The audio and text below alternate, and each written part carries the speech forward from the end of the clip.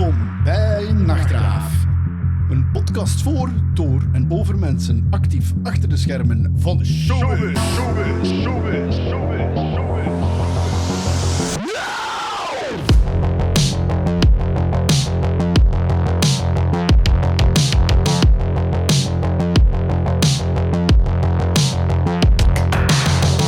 Hallo en welkom alweer bij een nieuwe aflevering van Nachtraaf. In deze podcast special gaan we dieper in op het onderwerp Immersive audio. Velen hebben er al van gehoord, maar er zijn ook nog heel veel vragen over dit bijzonder interessante onderwerp. Straks bellen we met David Ziegler, content manager bij Dolby Laboratories, maar eerst raadplegen we met een live en studio royalty. Al van jongs af aan is deze gast gepassioneerd door muziek en techniek. Eerst als system engineer, daarna steeds meer als front of house en mix engineer. In het zog van zijn vader zette hij zijn eerste stappen in de live muziek. Vandaag de dag is hij een gerespecteerde front of house engineer van artiesten als Novastar, Zornik, Natalia, Meteor en zo kunnen we nog even doorgaan.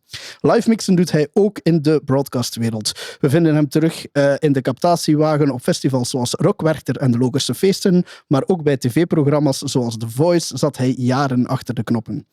Naast al dat live mixen zit hij ook veel in de studio. Hij mixte live platen van onder andere Bazaar, Oscar and the Wolf en Clouseau, maar was ook betrokken bij audio-postproductie van programma's zoals Overwater en Ik Vraag Het Aan.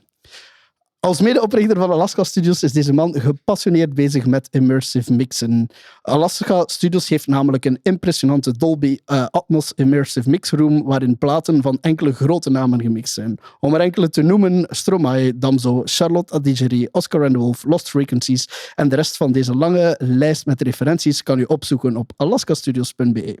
Onze gast staat ongetwijfeld bovenaan de lijst van meest gemaakte Atmos mixen. Genoeg intro, we beginnen er direct aan. Welkom, Peter Philips. Dankjewel, Pieter. We beginnen zoals altijd met 10 vraagjes om even op te warmen. Okay. Vraag 1. Mono, stereo of immersive?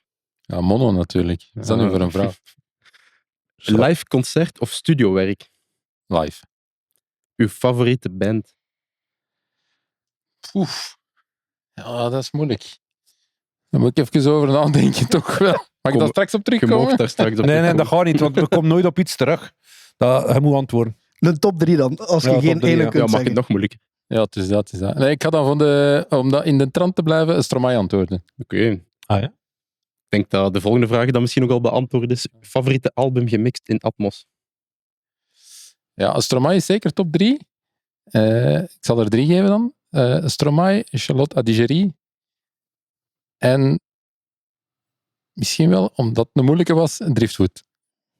Oké. Oké. En als het niet van uzelf is? Als het niet van mezelf is, Billie Eilish is top gedaan. Rocketman blijft een hele goede opwarmer. En ene die ik heel goed vind is een Duitse band, denk ik. Of het is door een Duitser gedaan. Amistad, heel tof gedaan. Oké. Nice. Favoriete show ooit gemixt? De laatste, hè. Favoriete show ooit gezien? Ik denk Prince in het Sportpaleis. Strand of studio? Studio. Binnen- of buitenland? Binnenland. Koers of voetbal? Liever niet. Ik ging juist zeggen, je mag ook zeggen, geen een van de twee. In of out the box? In de box. Tot Dat is de eerste zover. keer dat je zo rap door die 10 vragen geraakt bent. Hè? Ja, als je het vergelijkt met... Dat is natuurlijk een berichtje dat David hem er eigenlijk al aan kan bij. Ja, David moet hem bellen. Ik ga mezelf een beetje luider zijn. Die Billie Eilish in Atmos, dat is echt ongelooflijk. Hè. Als je dan de studio luistert, die Your Power, Ja, hoort dat is Dat zalig. is heel goed gedaan. waanzin.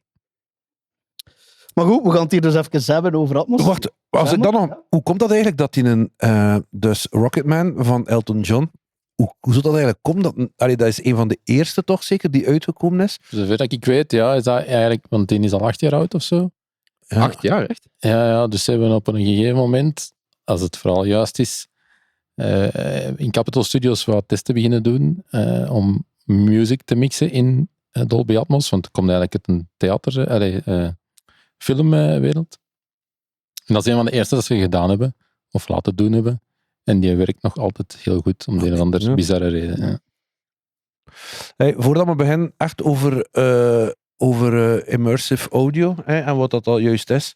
Het is misschien toch interessant, denk ik, of stel ik voor, gast, dat we nog 2 minuutjes of 5 minuutjes babbelen over de afgelopen 30 jaar. Hoe dat hij gekomen zit van... Kleine Peter. Van de kleine Peter. Nee, maar ja, goed. Dus dat klopt toch dat wat Pita schreef, dat hij eigenlijk in het zog van uw vader als geluidstechnieker begin werken zit, hè? Ja, in het zog van, zeker en vast. Maar ons vader was zijn geluidstechnieker was niet zijn beroep of zo. Hij is dat eigenlijk maar beginnen doen, omdat ik daarin geïnteresseerd was. Ah, oké. Ja, dus het korte verhaal is eigenlijk, dus ons vader die speelde toetsen in een coverbandje. Dus we hadden thuis, bij ons thuis in Capelle vroeger repeteerde die in het kot in de hof. Mm-hmm. En dan op een gegeven moment, die had ook een klein studio met een 4-track, TEAC, bandopnemertje. Mm-hmm. En op een gegeven moment ben ik mij daarin beginnen interesseren en repetitiekjes beginnen oppakken, letterlijk. En dan zo met 4 micro's en dan een keer de micro daar zetten en eens een keer daar zetten en een keer face reverse. Oei, wat gebeurt er nu? En zo is mijn interesse gewekt voor techniek. En dan stilletjes aan, ja, vader, maak ik geen groter mengtafel en maak ik geen meer opnamesporen. En dus die 4-track analoog werd een 8-kanaals ADAT. Zo nog op een videocassette. Mm-hmm. En dan werden dat 2 ADATs en dan 3 ADATs. Met zo'n grote remote, dat duurde een uur dat gesynct was. En dan denk ik, half jaren 90, de eerste Pro Tools. En dan ook op die moment een studio bijgebouwd aan ons huis vroeger. Dus dat werd allemaal wat groter. En zo is dat gegroeid. En dan live ook beginnen meegaan. Van kun je een keer geluid doen voor het bandje of voor het eigen bandje. Zo 2 Martin-speakertjes op een stok. En zo is dat begonnen. Maar op dat moment dat je pa beslist voor een studio bij te bouwen in een tuin, toen was hij er ook al mee gepassioneerd Ja, bezig. dus op een gegeven moment zijn we met de vennootschap begonnen. Ah ja. En was ons vader eigenlijk halftijds geluidstechnieker. Hoe oud werd je op dat moment? Ja, ik weet dat ik nog naar het middelbaar naar school ging. Ja. Als ik de eerste keer Thunderbirds gemixt heb. Dus ja... Jong dus, hè? Ja. Jong, ja. Ik ben wel beginnen mixen, 17, 18, 19 jaar. Maar dan was ik al wel thuis al veel aan het prutsen. Ja, dat is wel machtig dat zo jong is. Ja. Allee, ja. Ja, dat is zeker cool. Zeker, absoluut. Nee, die nieuwe zetels, kijk ik hier waar een nakverrekking van Ja, maar wat was dat? Jij hebt er gekozen. Ja, dat is Robin Ze weet schuld voor achter weer. uw kop eigenlijk. Ja, dat is een steun. Nee, maar dat is toch super jong. Voor daar op die manier, en ook voor uw pa, voor daarin mee te gaan en zo. Dat is wel nog de tijd van, mag nog in een ADAT 8 kanaals bijkopen. Dat is niet zelfs als dat je vandaag je licentie koopt voor Logic, hè, vooral duidelijk. Nee, dat was de moeite. Ja. Ja. Ja, de eerste Pro Tools, dat is lekker een auto kopen, hè. Maar jij nam daar ook echt veel mee op dan de lokale bandjes? Ja, veel is... Het is niet dat dagelijks draaide of zo. Dat was echt wel een hobbyproject. Mhm. Maar daar heb ik het wel geleerd. En zo wat lokale bandjes en wat kleine dingetjes. En niet dat er ooit echt iets opgenomen is dat iets geworden is. Maar alleen een van de bands dat vaak kwam opnemen, J.D. Kort was dat was eigenlijk een bandje met Tom van Stiphout, Steven Corneli, Bart Delacour. En zo, via die gasten ben ik eigenlijk mee gegroeid. En ook via hen, omdat als ik het goed heb, hun manager zat in hetzelfde bureau als een PA-firma, SLP in die tijd. Ja. En die hadden op een gegeven moment, we hebben een mixer nodig. Ja, misschien moeten die eens bellen. Dan hebben ze mij gebeld en dan ben ik toen Thunderbirds gaan mixen. Dat heb ik dan 10 jaar gedaan. Cool. En vanaf dan was ik live mixer. Voilà, nu weten we hoe dat een live mixer geworden zit. Ja, En dat is studio mixer. Ja, want uw introductie was niet helemaal juist. Eerst systeemtechnieker en dan van de was eigenlijk andersom gegaan. Ja. Systeemtechnieker was niet echt een ding toen denk Frank ook in de tijd dat wij begonnen mixen. Ja, het systeem, dat waren 3 boxen op elkaar. In het beste geval gevlogen onder elkaar. Maar smart en zo, dat was pas in een tijd van de vetels dat in mijn vizier gekomen maar is. doordat hij zo vroeg begonnen zit, bij mij in de toen dat ik begon, maar ik ben later begonnen, was dat toen dat ik begon ben bij ALC, dat was al VDOS dan. En dat was al met CVE's en dat was... maar ik weet dan, ik heb heel lang getwijfeld om mijn QVT-training te doen, want dat was ook dat kost geld. Hoe zou ik dat wel doen? Want ik had toen was dat betaald? QVT? Maar dat was €400 of zo, weet ik veel. Maar dat was toch voor iemand die zijn kost niet verdient met te gaan mixen. Was dat wel zo? Hoe zou ik dat wel doen? En, want ik weet dat ik toen nog zelf Excelletjes geschreven had, als we die kasten van SLP ondereen moesten hangen. Maar als ik dat zo wou hangen en ik wil die spreiding, je moet dat zo hard duiken, dan is het hoogteverschil in de kasten zo groot dat ik dat kan. In kilometers en zo, dat was allemaal... bestond niet, hè. Of dat was mega duur, dat was niet aan ons. Dus zo is dat begonnen. En dan, oké, als ik dat zo stak en zo stak, dan klinkt het eigenlijk beter. Ja, ik zet het eigenlijk altijd rechtdoor, maar die toeter is symmetrisch, dus dat is belachelijk, want het speelt een helft de zaal. Zo met het systeem begonnen. Liever dat we een podcast opnemen over systeem, of hoe zie je dat? Of kunnen we verder gaan? Dus zoals dat onze Piet ook zei, studio-engineer? Ja, dus ik was eigenlijk al lang... Van het studio thuis, dat is een studio groter geworden, en dan op een gegeven moment ben ik dan thuis vertrokken en dan heb ik in het huis waar ik nu nog woon ook een studio gedaan. En daar wel heel veel postproductie gedaan. Veel voor tv, maar ook veel voor concerten. Live captaties gemixt en zo. Meestal gewoon in stereo, soms in 5.1. Dus ik had wel een 5.1 setup, maar dat werd eigenlijk niet zoveel gebruikt. Tot dan op een gegeven moment, ik denk tijdens COVID zelfs, begon Avid een beetje reclame te maken van is nu Atmos enabled. Je kunt nu met de protospanner de Dolby renderer bedienen. En toen dacht ik van, wat was dat allemaal, jongen? Cinema, ik doe dat niet. Maar dan toch beginnen onderzoeken en dan een test-setupje gedaan thuis. En ook diezelfde periode was ik met Frank bezig voor het gebouw hier. En dan was het wel de bedoeling van, oké, als we een room bouwen, dan moet hem Atmos approved zijn. Dus met Dolby in contact geraakt van, hoe zit dat met afmetingen, specs. En zo op die manier redelijk rap daarin betrokken geraakt. Waarom worden er zo rap van overtuigd dat Dolby Atmos approved moest zijn? Ja, omdat ik voelde toen al wel, maar dan wel vooral in de postproductiewereld, dat alle platformen toen al mee waren.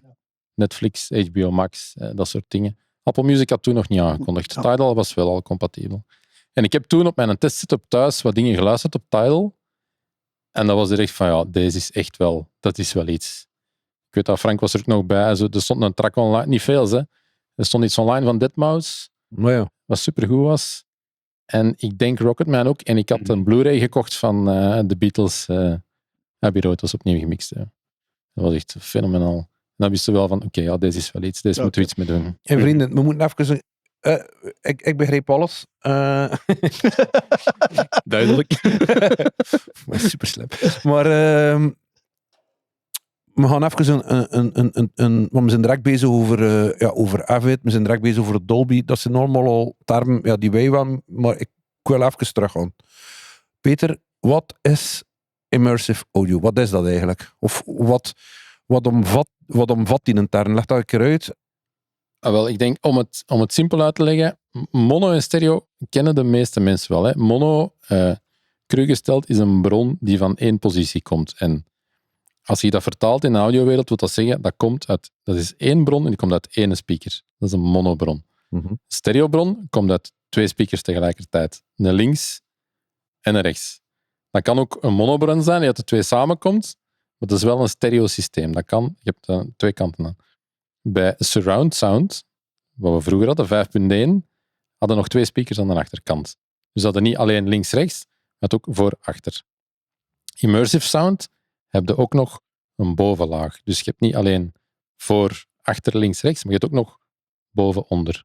Met andere woorden, helemaal rondom heb je geluid. Zoals alles in de natuur eigenlijk is. Hè. Als je het gebied buiten loopt, zit het geluid overal. Hè. Niet alleen voor u, niet alleen links, helemaal rondom. Dat is immersive sound. Ja, en wij kunnen dat als mens lokaliseren. Dus wij horen of dat er iets... Omdat je zegt, dat is natuurlijk... Dat komt omdat wij als mens de mogelijkheid hebben. Wij horen dat er een audiobron, een dier, dat van voor ons staat of dat achter ons zit. Of zo. Omdat je twee oren hebt. Hè. Als je maar 1 oor hebt, niet. Hè. Als je 1 oor hebt, niet. En als je 2 oren hebt, daardoor door het tijdsverschil tussen die dingen. Ja, door het tijdsverschil hoorde je links en rechts. Ja. En voor en achter. Door de schaduw van je hoofd. Moest je twijfelen, ik weet dat allemaal. Hè. Ik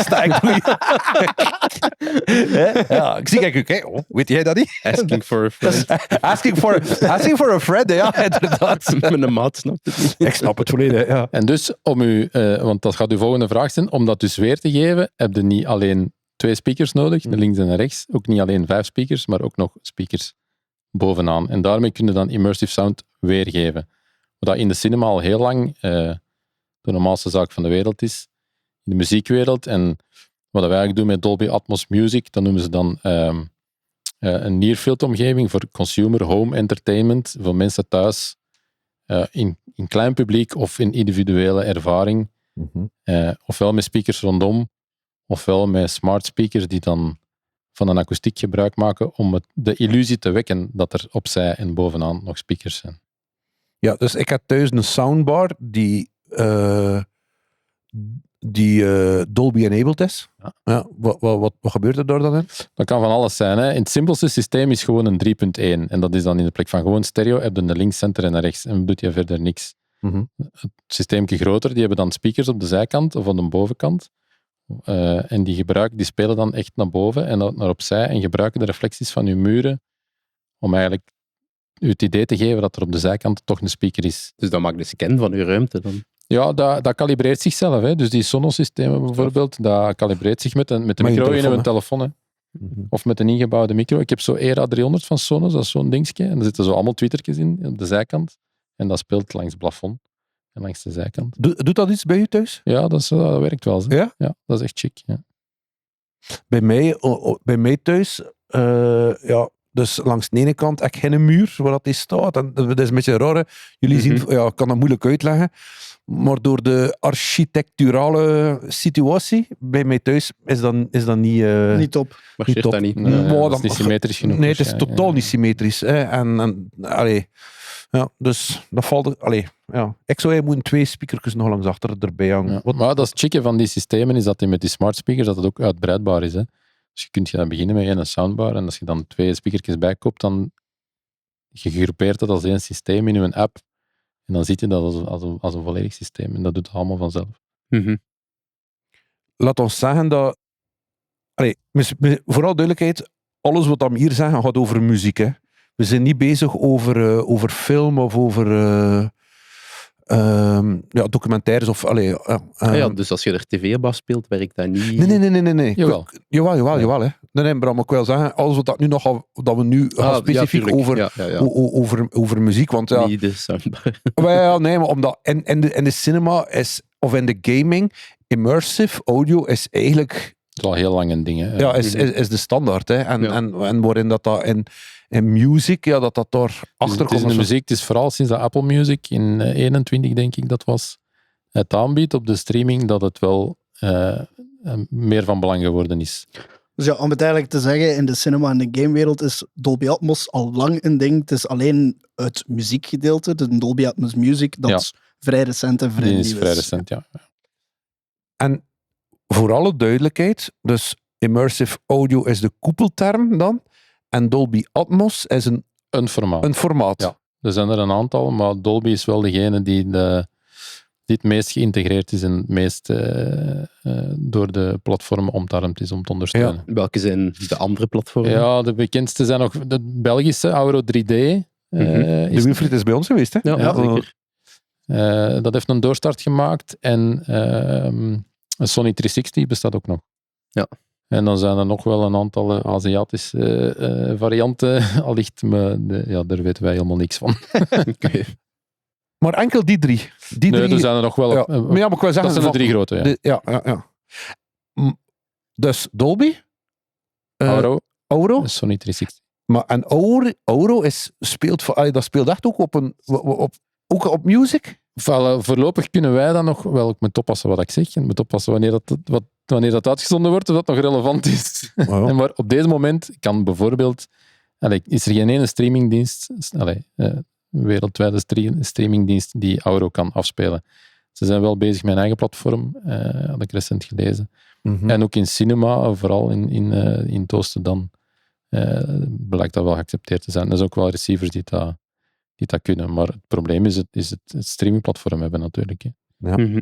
En Sony 360? Hetzelfde Tidal ondersteunt dat. Hè. En Amazon, ik weet niet zeker, Amazon Music. Ah ja. Maar Sony 360 is op speakers eigenlijk heel moeilijk, omdat dat ook met speakers op de grond is. Dus dat is echt een headphone formaat. Immersive audio en een koptelefoon, hoe noemt dat dan? Ja, want het zijn toch vele termen, hè, man? Ja, sowieso. Oh ja, dus om die immersive audio weer te geven, hè, ofwel met veel speakers, ofwel met een soundbar, smart speaker. Mhm. De meest gebruikte vorm op deze moment is natuurlijk de koptelefoon. En wat ze daar doen, is gebruik maken van een binauralisatie. Binaural is eigenlijk een oude opnametechniek, hè, waarbij dat je een kunsthoofd gebruikt om je orkest of whatever te capteren. Wat is nu het verschil tussen een stereo mix op koptelefoon of een binaural of een immersive mix op koptelefoon? Als je een stereo koptelefoon, als je iets helemaal naar links spant, in een stereo mix, dan hoor je dat alleen in je linksoor. En als je dat helemaal naar rechts spant, dan gaat dat zo helemaal naar de andere kant. Dus je hebt alleen maar een levelverschil van links naar rechts en dat klankbeeld speelt zich af tussen je twee oren van links naar rechts. Dat is iets wat in de realiteit nooit gebeurt. Als je links iets hoort, dan hoor je dat ook rechts, maar een beetje later. En dan gelang hoeveel reflectie dat je hoort, weet je hoe ver dat is. Mhm. Dus wat ze gebruiken bij een binauralisatie is eigenlijk een simulatie van dat hoofd, waardoor dat geluid zich niet zo afspeelt, maar rondom u afspeelt. Door gebruik te maken van die crosstaak en de reflectie om de afstand ten opzichte van u te bepalen. Dat is immersive op een koptelefoon. En vraag dat voor Frank zijn maat nog eens. Kan dat op alle koptelefoons? Het kan op alle koptelefoons in theorie.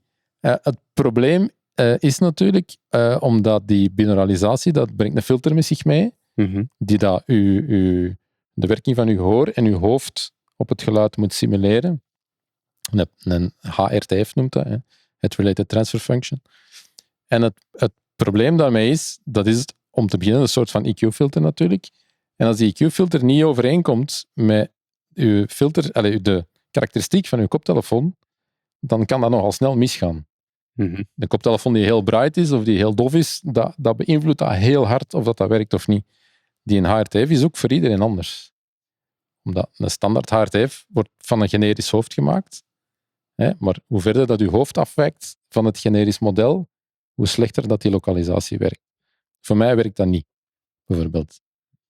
Dus wat kun je doen? Wat werkt er niet voor u? Die standaard HRTF. Ah, bij mij ook niet. Nee. Maar dus je kunt tegenwoordig een personalized HRTF maken. In een Dolby renderer, maar ook op je iPhone. Waardoor dat je dus een persoonlijk model maakt. En dat werkt dat veel beter. In mijn geval. Ik heb nog een keer gehad dat we ergens in de nabij Stijn deed iets met... en dat is ook met... Stijn de Klerk was monitor-engineer en werd veel met klank. Dat is hetzelfde principe. Ja, dat dan zijn dinges is. Ja, en er zit er ook een preset in of zo, of hoe dat je het ook wil noemen. En ik was die training, Stijn gaf daar een presentatie, hij was die training aan het geven. En ik ben nu dit aan het doen, ik ben nu dat aan het doen. Ik zag veel mensen, wow, dat is fantastisch. En ik was echt aan het sms'en, Stijn, dat marcheert niet, man.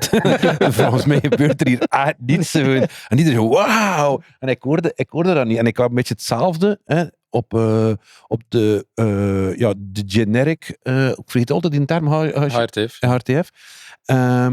Maar dan met onze iPhones, dus vanaf iPhone, ik weet niet wat, of een iOS, maar dat is al 2-3 jaar, dan maakt eigenlijk, zet u een camera op, en dan houdt hij rond uw hoofd. Pak een scan van uw hoofd, echt. Letterlijk, je pakt gewoon een scan van uw hoofd. Zoals dat je dat met Sonos ook een scan van je ruimte laat doen.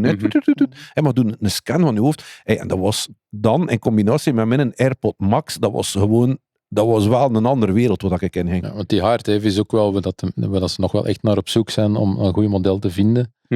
Omdat dat zo voor iedereen verschillend is. Bij PXL doen ze daar ook bijvoorbeeld heel veel research naar een juiste of een muzikale HRT heeft.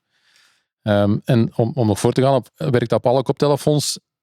Volgens mij dan een van de redenen. Ik vind persoonlijk dat het heel goed werkt op een Apple AirPod Max in combinatie met Apple Music. Omdat, denk ik dat... Ja, Apple weet natuurlijk exact hoe dat die koptelefoon klinkt. Mhm. Dus die filter die werkt heel goed samen. Als je dezelfde filter zou gebruiken met een andere koptelefoon die niet dezelfde curve heeft, ja, dan gaat dat helemaal mis. Dus uw advies is, als je voor mensen die luisteren en die zeggen van, wat is dat? En die willen naar muziek luisteren. Dan kan je naar de studio komen. Hè? Ja. Ah ja, dat kan zeker. Mag de Sowieso. straat. Nee, maar voor iemand die wil thuis met een koptelefoon luisteren, dan zou hij adviseren vandaag voor de grote AirPod Max te Als het kopen. is om naar Apple Music te luisteren, wel binnen het Apple-gamma blijven. Ja. AirPod Max of AirPod Pro of de Pro 2, wat is het, de laatste, Ja. die enabled zijn. Ja. En heb je ervaring met andere merken?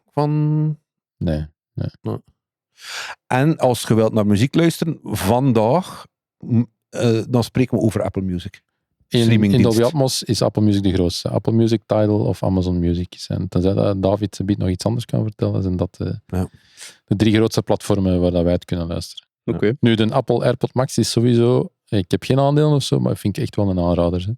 En ik heb al veel mensen geweten... I agree. Veel mensen ook die al zijn komen luisteren, of wat ik een mix voor gedaan heb, en die dat dan echt een week later een koptelefoon gekocht hebben en laaiend enthousiast zijn. Mhm. Dat is echt gewoon een goed toestel. Een mega goede noise cancelling ook.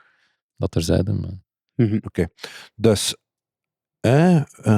in onze les, we weten nu wat dat immersive audio is en dit en dat. En dan, hij werkt dan in de studio volgens het protocol van Dolby Atmos. Ja. Zo, of moet ik het zo zien? Ja. Nee, ik wilde eerst nog iets anders vragen, Ja, Peter. zeg maar. Want we zijn nu toch al jaren aan het... dus we zijn van mono gegaan in de jaren whatever, naar stereo in de jaren... zeg het mij, ik weet niet. Ja, ik weet het ook niet maar- van buiten. Maar. voor Ik heb het het ooit eens van- opgezocht, maar... Ja, in de jaren 60 zeker. Hè. Dat zal zoiets zijn, hè, Ja. denk ik het ook. En ondertussen zijn er al heel veel pogingen geweest. 5.1, 7.1, dit en dat. En eigenlijk is dat nooit een nieuwe standaard geworden. Waarom zou immersive audio of Dolby Atmos, waarom zou dat volgens u nu de nieuwe standaard... Denk je dat dat een nieuwe standaard wordt? Het zal nog lang naast elkaar blijven bestaan. Of stereo ooit zal verdwijnen, ja, dat durf ik niet zeggen. Ik denk dat de radio zou nog een te grote rol spelen om te beginnen, de vinyl. Maar het is wel zo, wat je zegt, 5.1, 7.1, surround music is niks nieuws. Hè. Ik bedoel, we deden al dvd's en zelfs albums in 5.1, 30 jaar geleden. Het probleem toen was, als je dat als consument wou beluisteren of bij de consument wou krijgen, dan moest je een dedicated dvd gaan kopen of een Blu-ray en een Blu-ray-speler hebben en een setup hebben. Dat is, En het is geen School, bier, hè. hè. ja, wat is dat hier eigenlijk? Het is een nice dealer. Zijn die bitterballen nog niet hard gebakken? Nee. Nee, Dus het verschil dus nu met Dolby Atmos, dus vroeger was het probleem, nee, Je kunt het moeilijk bij de consument krijgen. die mix maken is niet moeilijk, dat ging, maar hoe kun je het bij de consument krijgen? En daar is nu de streaming wel natuurlijk een hele vooruitgang, omdat als je nu een Dolby Atmos mix uitbrengt, op Apple Music bijvoorbeeld, die consument moet daar niks voor doen. Als die een Apple Music abonnement heeft en een Atmos-enabled device, wat dus in de kleinste vorm een iPhone is met AirPod Pro's, dan krijgt hij de Atmos mix aangeboden automatisch. Ja. En dat is het grote verschil. Het komt makkelijker bij de consument en er zijn heel veel hardware devices die al enabled zijn, die in hun kleinste vorm, want dat is ook nog een voordeel van Dolby Atmos, is dat dat dus schaalbaar is. Hè. Dus bij een 5.1, daar hebben we het juist eigenlijk niet over gehad, maar een 5.1, cru gesteld, als je geen centerspeaker hebt, hoor je de dialoog niet. Omdat de dialoog Omdat de meestal... dialoog in de centerspeaker zit. Ja. Bij Dolby Atmos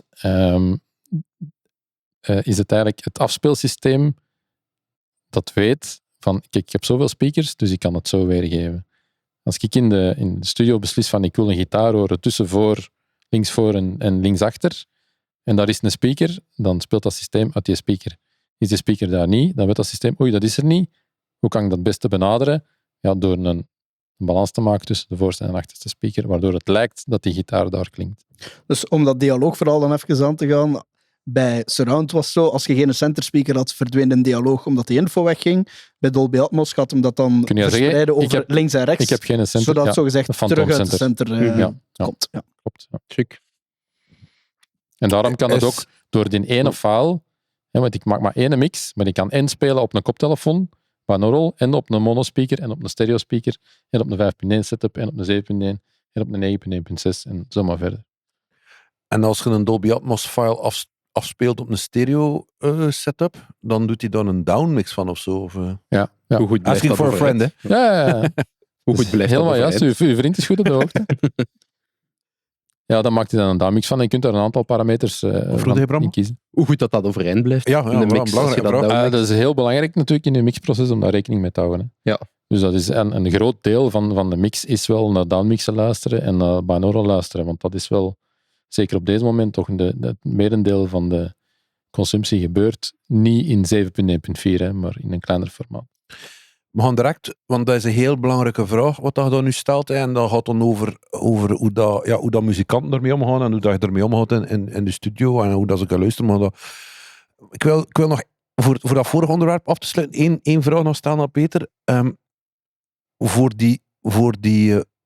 Voor de streaming services en voor de hardwareproducenten en voor al die betrokken partijen, hoe belangrijk is immersive audio voor hen? Is dat een prioriteit voor? Allee, Ik weet niet, ik werk niet bij Samsung, dus ik...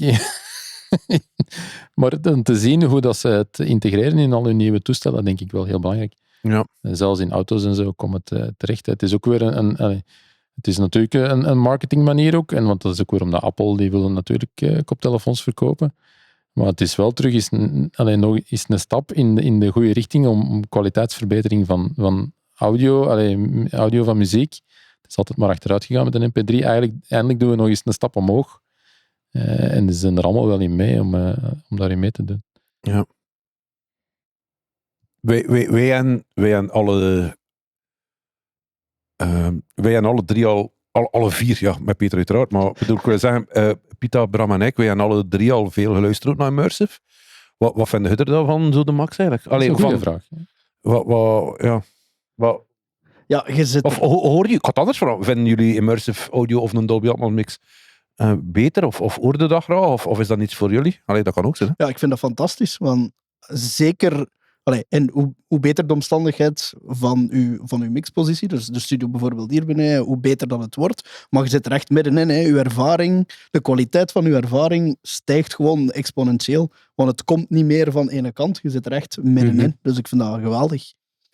De eerste keer dat ik die Your Power van Billie Eilish hoorde, dat echt kippenvel. De eerste 10 keer denk ik dat ik dat nummer hoorde, omdat je hoort daar in een stereomix, je hoort de essentie wel van de muziek en daar zitten gitaren in en dat gebeurt, maar dan hoort je dat in Atmos en opeens hoort je al die lagen.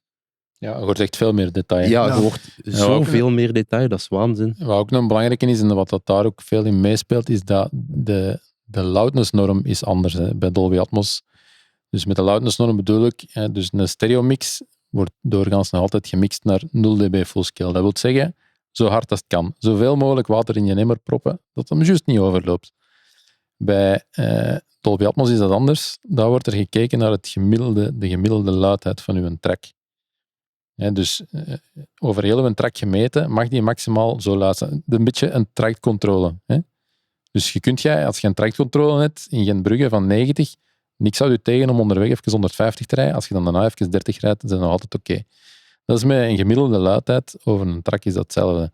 Dus die wordt gemeten. Dus binnen die een track heb je veel meer dynamisch bereik dan in een stereotrack, waar dat iedereen maar probeert zo hard mogelijk tegen die limiet te rijden. Om zo snel Zeker mogelijk de te laatste 30 jaar, waar dat er bijna geen dynamiek De meer in loudness, zit. de luidheid maar wordt dat vind altijd hij als muziekliefhebber een voordeel, maar vindt iedereen dat een voordeel? Want ja, bedoel, we zitten toch in de war on loudness al wel, maar dus en hoe vertaalt hem dat dan een downmix in stereo? Ah, Dat wel, gaat maar dan dus- een maar beetje dus- zwak overkomen, lijkt me dan. Maar er zijn een aantal dingen. Hè. Dus ten eerste, die loudness waar, die is er nog steeds. Iedereen mixt nog naar 0 dB, maar de grap is wel dat alle streamingplatformen alles wel naar beneden trekken naar een average loudness van min 14 of min 16 of naar gelang het platform.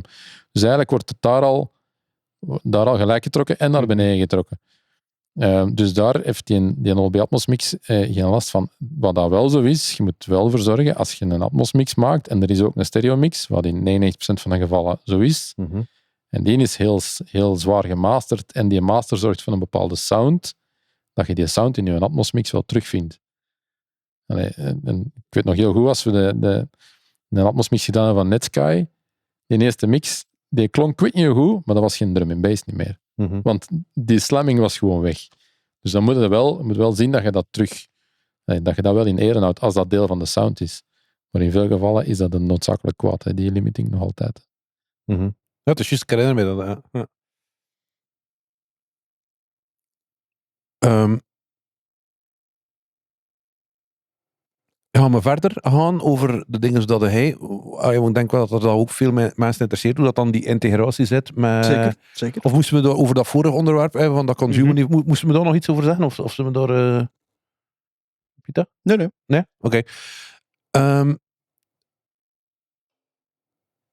Early days was dat wel een dingetje, hè, Peter. Allee, dat weet ik. Die integratie van de Dolby Atmos renderer en wat weet ik allemaal. Je bedoelt technisch gestuntel om het dan in de gang te krijgen? Ja, dat was toch wel iets, hè? Dat was in het begin wel een ding, ja. Ondertussen is dat wel, de laatste 3 jaar heeft dat wel enorme stappen gezet qua integratie. Tegenwoordig bijna elke DAW een geïntegreerde renderer, dat je zelfs een externe renderer niet meer nodig hebt. Bijvoorbeeld in Logic zit dat gewoon standaard in. Dus iedereen kan thuis gewoon beginnen aan een immersive mix. En dat is het toffe aan het systeem, omdat het schaalbaar is. Je kunt die beluistering zetten in gewoon stereo of in binaural en direct op koptelefoon, zeker in Logic, direct naar uw AirPod Max luisteren en uw mix maken op koptelefoon. En dan, voor de laatste puntjes op de i, ik raad het wel iedereen aan om op een speakerset te checken, want alleen op koptelefoon mixen, dan moeten we wel echt goed weten wat gaan doen zijn. Asking for a Maar friend. het kan wel. Dus mensen die in Logic aan het werken zijn, hebben wel een AirPod Max nodig voordat het je met een gewone koptelefoon gaat dat niet lukken. Het kan op de gewone koptelefoon, maar het is maar de vraag of dat je de positionering goed gaat ervaren. Dat is voor iedereen anders. Ja. Maar vandaag de dag, wordt dat 5 jaar... Technisch gezien kan het perfect. Hè? Ja, oké. Maar wordt dat van 5 jaar geleden wel, en dat heb ik zelf meegemaakt, aan de zijlijn met Peter, dat wel een ding was. En hadden nog een apart softwarepakketje nodig voor dit en dat, wat weet ik allemaal. Vandaag de dag is dat eigenlijk gewoon, in Logic zit dat, hè. En Zit er gewoon in, zit dat ook ook, om hè. dingen af te spelen. Hè. Als ik vroeger in de studio iets wou luisteren van Apple Music, dan moest ik een Apple TV 4K, dan HDMI, dan een receiver, daar die receiver analoog 7.1.4 uit, en dat in mijn beluistering binnenpakken, om dan een track te kunnen luisteren. Gedoe dus. Nu zeg je gewoon tegen uw Mac-OS van ik heb een Dante Virtual Soundcard, 16 outputs, naar mijn speakers, luister maar in 7.1.4 alstublieft, tak, en het is klaar. Zeg Peter, even iets anders. Dus, over al de dingen die we nu al gesproken hebben, en ja, wij hebben de luxe gehad vooral veel naar mixen te luisteren, dus wij zijn fan van immersive music, laat het ons zo breed zeggen. En waar liggen de moeilijkheden eigenlijk? Want ja, internationaal gaat het al relatief snel soms, maar ja, laat ons zeggen dat het soms nog niet snel genoeg gaat. Waar liggen de moeilijkheden in mixen, maar ook in uw relatie met artiesten dan, waarvoor dat je werkt? Hoe zit dat? Wat is de stand van zaken vandaag daaromtrent? In België bedoelde dan vooral. Maar ja, vanuit de dingen dat hij doet en ik denk persoonlijk niet dat die relatie zo compleet anders is of met een Franse artiest of zo. Nee, dat niet. Maar een reden waarom dat het traag gaat in België is een groot deel is natuurlijk enerzijds een financiële factor. Hè. Dus omdat het nog niet door de grootste streamingdienst die in België gebruikt wordt, aangeboden wordt, is het zeker voor kleine labels, kleine artiesten wel een serieuze kost om te dragen om het te kunnen aanbieden aan een beperkt aantal luisteraars op dit moment. Dus dat is een belangrijke. Tweede is, er zijn de meeste muzikanten, als je die in de stoel zet en laat luisteren, zijn direct mee. Er zijn er natuurlijk ook wel, zeker als de stereoplaat al af is en het gaat over een remix een hermix of een upmix vind ik een fout woord, want dat lijkt erop alsof je het automatisch door een plugin doet. Doe van een plaat is er natuurlijk een soort ongerustheid van ja, we hebben 2 jaar aan een album gewerkt, we hebben daar keihard aan getimmerd, we hebben dat 500 keer beluisterd en opnieuw gemixt en gemasterd en gedaan. En van ja, ik ga daar wel overeind blijven, je gaat het niet kapot doen, want eigenlijk... Ik heb albums gedaan voor artiesten die nooit in de studio geweest zijn, die het alleen achteraf hebben beluisterd voordat het naar het label ging. Ja, je krijgt best wel een verantwoordelijkheid je kunt wel veel kapot maken. Dus en dat heeft dan natuurlijk vooral ook te maken met onwetendheid, het formaat niet kennen, van ja, wat is het eigenlijk, wat doet het? En het gebrek aan een referentiekader, zeker in het begin. Ja, muzikanten of artiesten die komen binnen en zo, ja, ik vind het goed, en daar stopt het dan ook, omdat ze zelf weinig input kunnen geven. Omdat als je een stereomix luistert, we hebben er allemaal een idee over van vocal te stil, vocal te luid, drums te stil, te veel galm, te weinig galm, gitaren te veel gepand, te weinig gepand. Iedereen heeft daar wel een beetje een visie van, zo moet dat zijn. Hoe moet een immersive mix klinken? Ja, dat zijn 1001 opties. En je hoort dat ook als je luistert naar dingen die uitgebracht zijn, zelfs van mega grote artiesten. Die dat nummer geen eer aan doen, omdat het ofwel rap, of van de moetes, of van, we zullen dat er ook nog bij pakken. Je kunt echt wel met die mix, dat is dan positief, je kunt wel een veel groter verhaal vertellen met die song. Maar is dat wel wat je wilt als artiest? Zeker als je daar op voorhand niet over nagedacht hebt, is dat wel een ding natuurlijk. Je moet daar wel voor openstaan om dat te willen laten doen. Want je geeft eigenlijk je babyke uit handen en ik ga dat uit elkaar trekken en ik hang de benen daar en de armen ginder. En het moet toch ook een baby gelijken als je komt luisteren. Ja, het is dat. En als ze dan niet komen luisteren, dan moeten ze dat echt checken op koptelefoon. Koptelefoon is dan de snelste manier. Ja. En hoe moeilijk is dat voor u, om van die stereomix op te bouwen naar een immersive mix? Ja, dat hangt heel hard af van het nummer en de content natuurlijk. De moeilijkste mixen zijn die met het minste in. Een hip-hop track krijgen met beats, 808, éénspoorke melodie en een vocal en wat adlibs. Waar je heel weinig losse elementen hebt. Ja, dat is en ook als je dat uit elkaar trekt, dat valt like een pudding in elkaar. Dat is zo gebouwd op de densiteit van alles bij elkaar. Als je dat uit elkaar trekt, dat wordt een losse, dat worden losse dingen. Hè. Ik geloof dat een van de Walenbroers dat zei van je moet oppassen, als een stereomix een uppercut is, zo, een slag in je maag, moet zorgen dat een Atmos-mix niet dat wordt. Ja.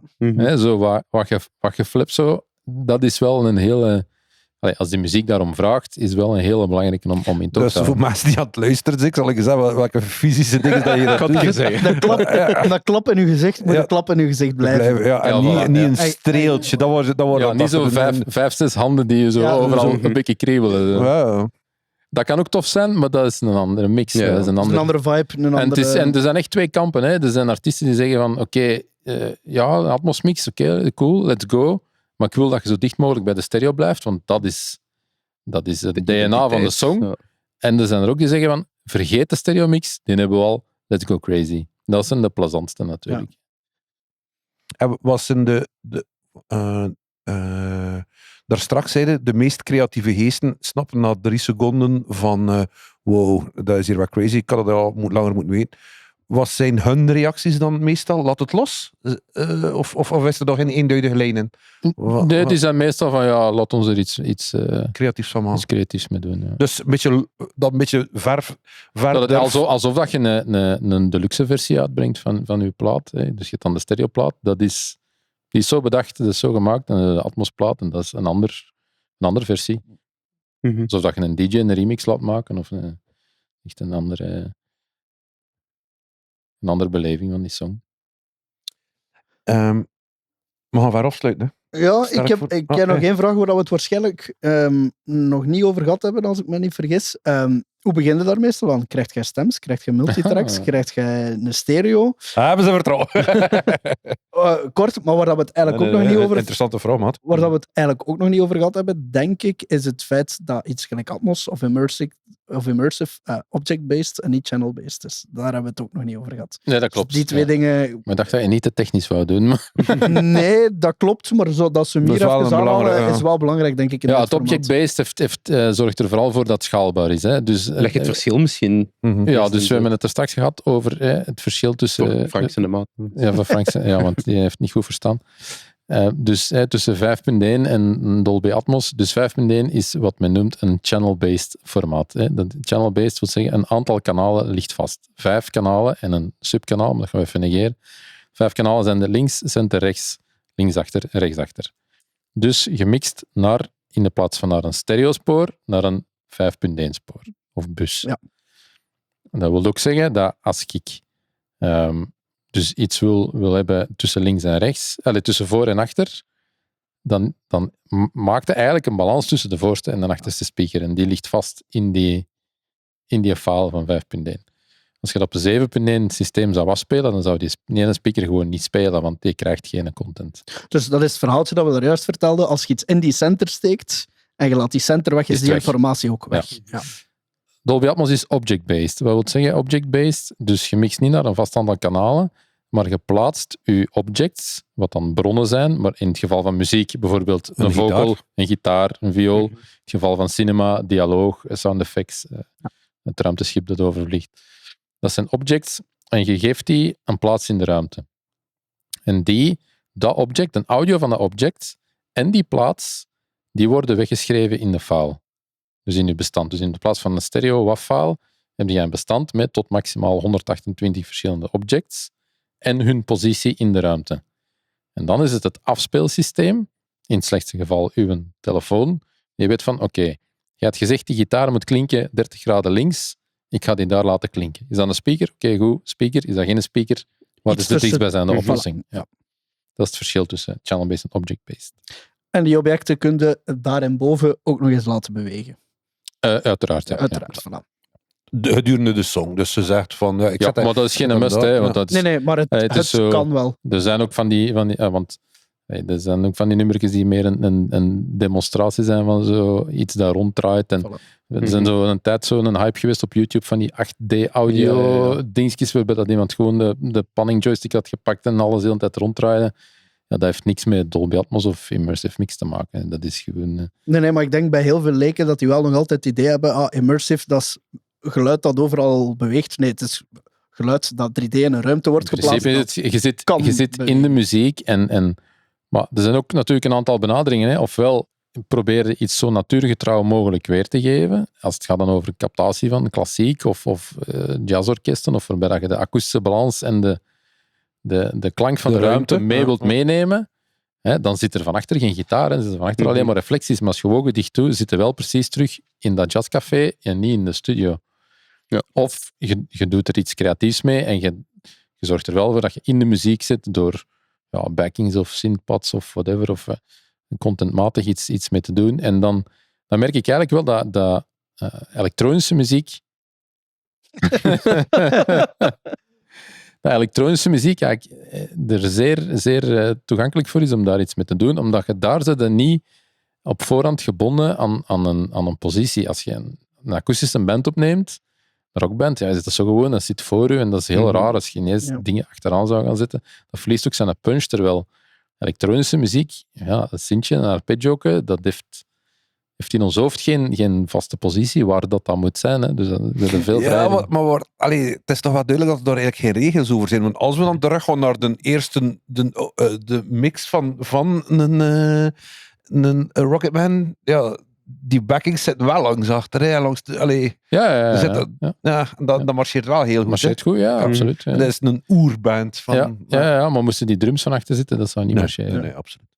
Maar ik denk dat dat ook gewoon, correct me if I'm wrong, een heel nieuw creatief proces is. Dat je moet leren terug opnieuw ontdekken. En er moet een referentiekader ontstaan, hè, want dat is er nu Binnen niet. een paar jaar wordt daar waarschijnlijk naar gekeken, naar, zoals de eerste stereo-mixen, waar dan Tuurlijk, een drum links zit en zeker mixen zijn, waar je binnen een paar jaar van zegt van oei, er zijn ook al mixen offline gehaald terug en zo, hè, omdat ze niet goed waren.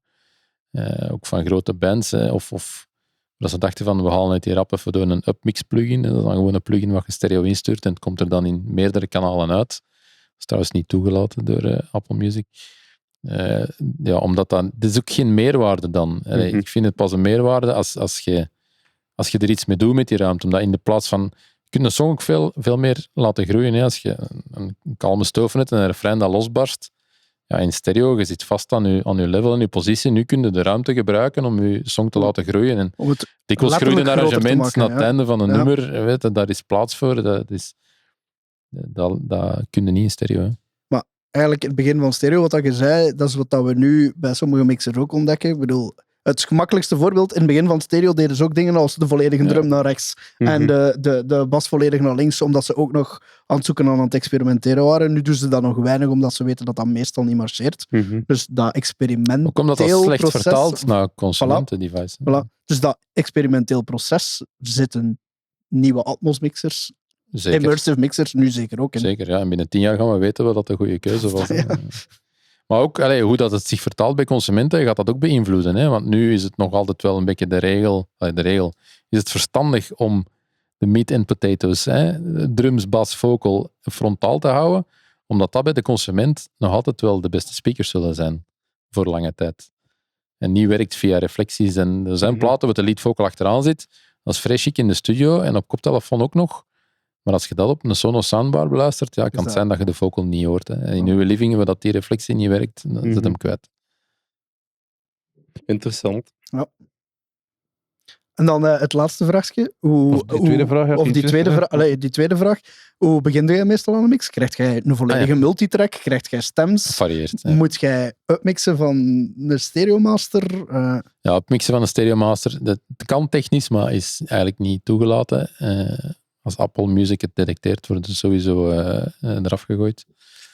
En meestal, omdat nu ook meestal de stereomix al klaar is, vertrek ik van processed stems. Dus dat is de stereomixer vragen om alle tracks apart met zijn processing te exporteren en daar maak ik dan een nieuwe mix van.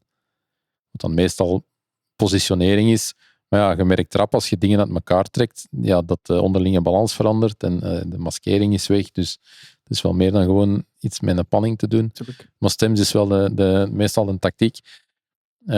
Als ik beide mixen doe, dan heb je wel de multitrack, maar ik heb ook al gemerkt dat dat niet altijd gemakkelijker is. Omdat de stereomix maken is veel moeilijker dan de Atmos mix.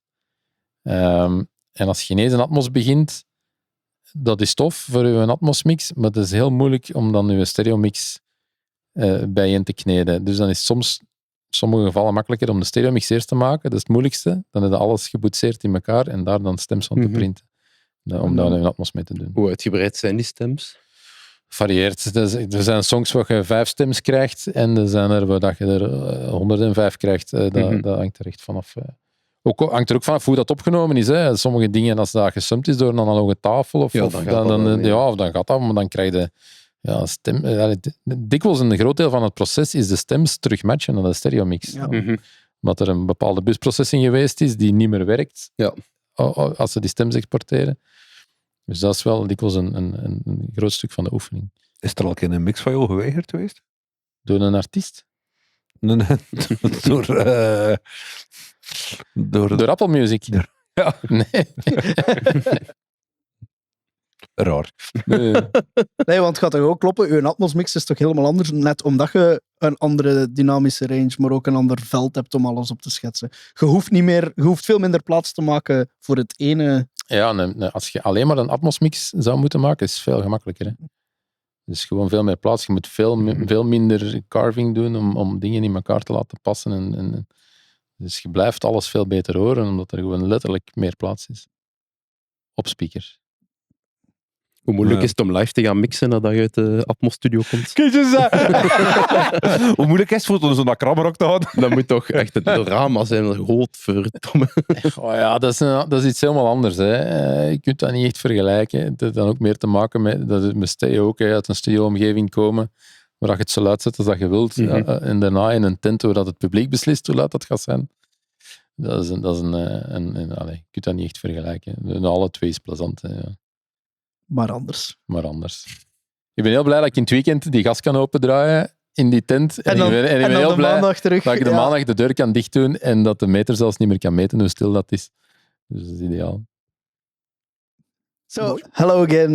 David Ziegler has joined us from Dolby Laboratories. Hi David. Thanks for joining us. Yeah, hello everybody. Thank you for inviting me, of course. So, absolutely, our pleasure. We're interested, so... Definitely.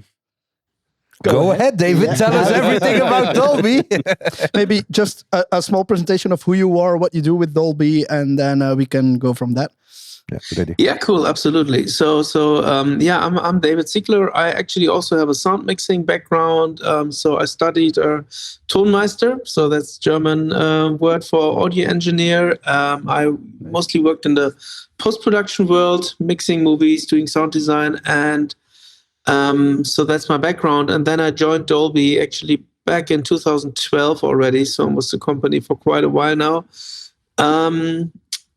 Within Dolby, so we are a technology company. So most of the folks at Dolby are doing development work. We have coding people that can do fantastic things with coding languages. We do a lot of grassroots research work, about audio technologies. But all of that would not really help if there wouldn't be people out there actually using our technologies. So that's actually part of the department that I work for. So we are working with the people that actually go and use our technologies to create, for example, music mixes, movies, all of that. And that's so my job title is content relations manager.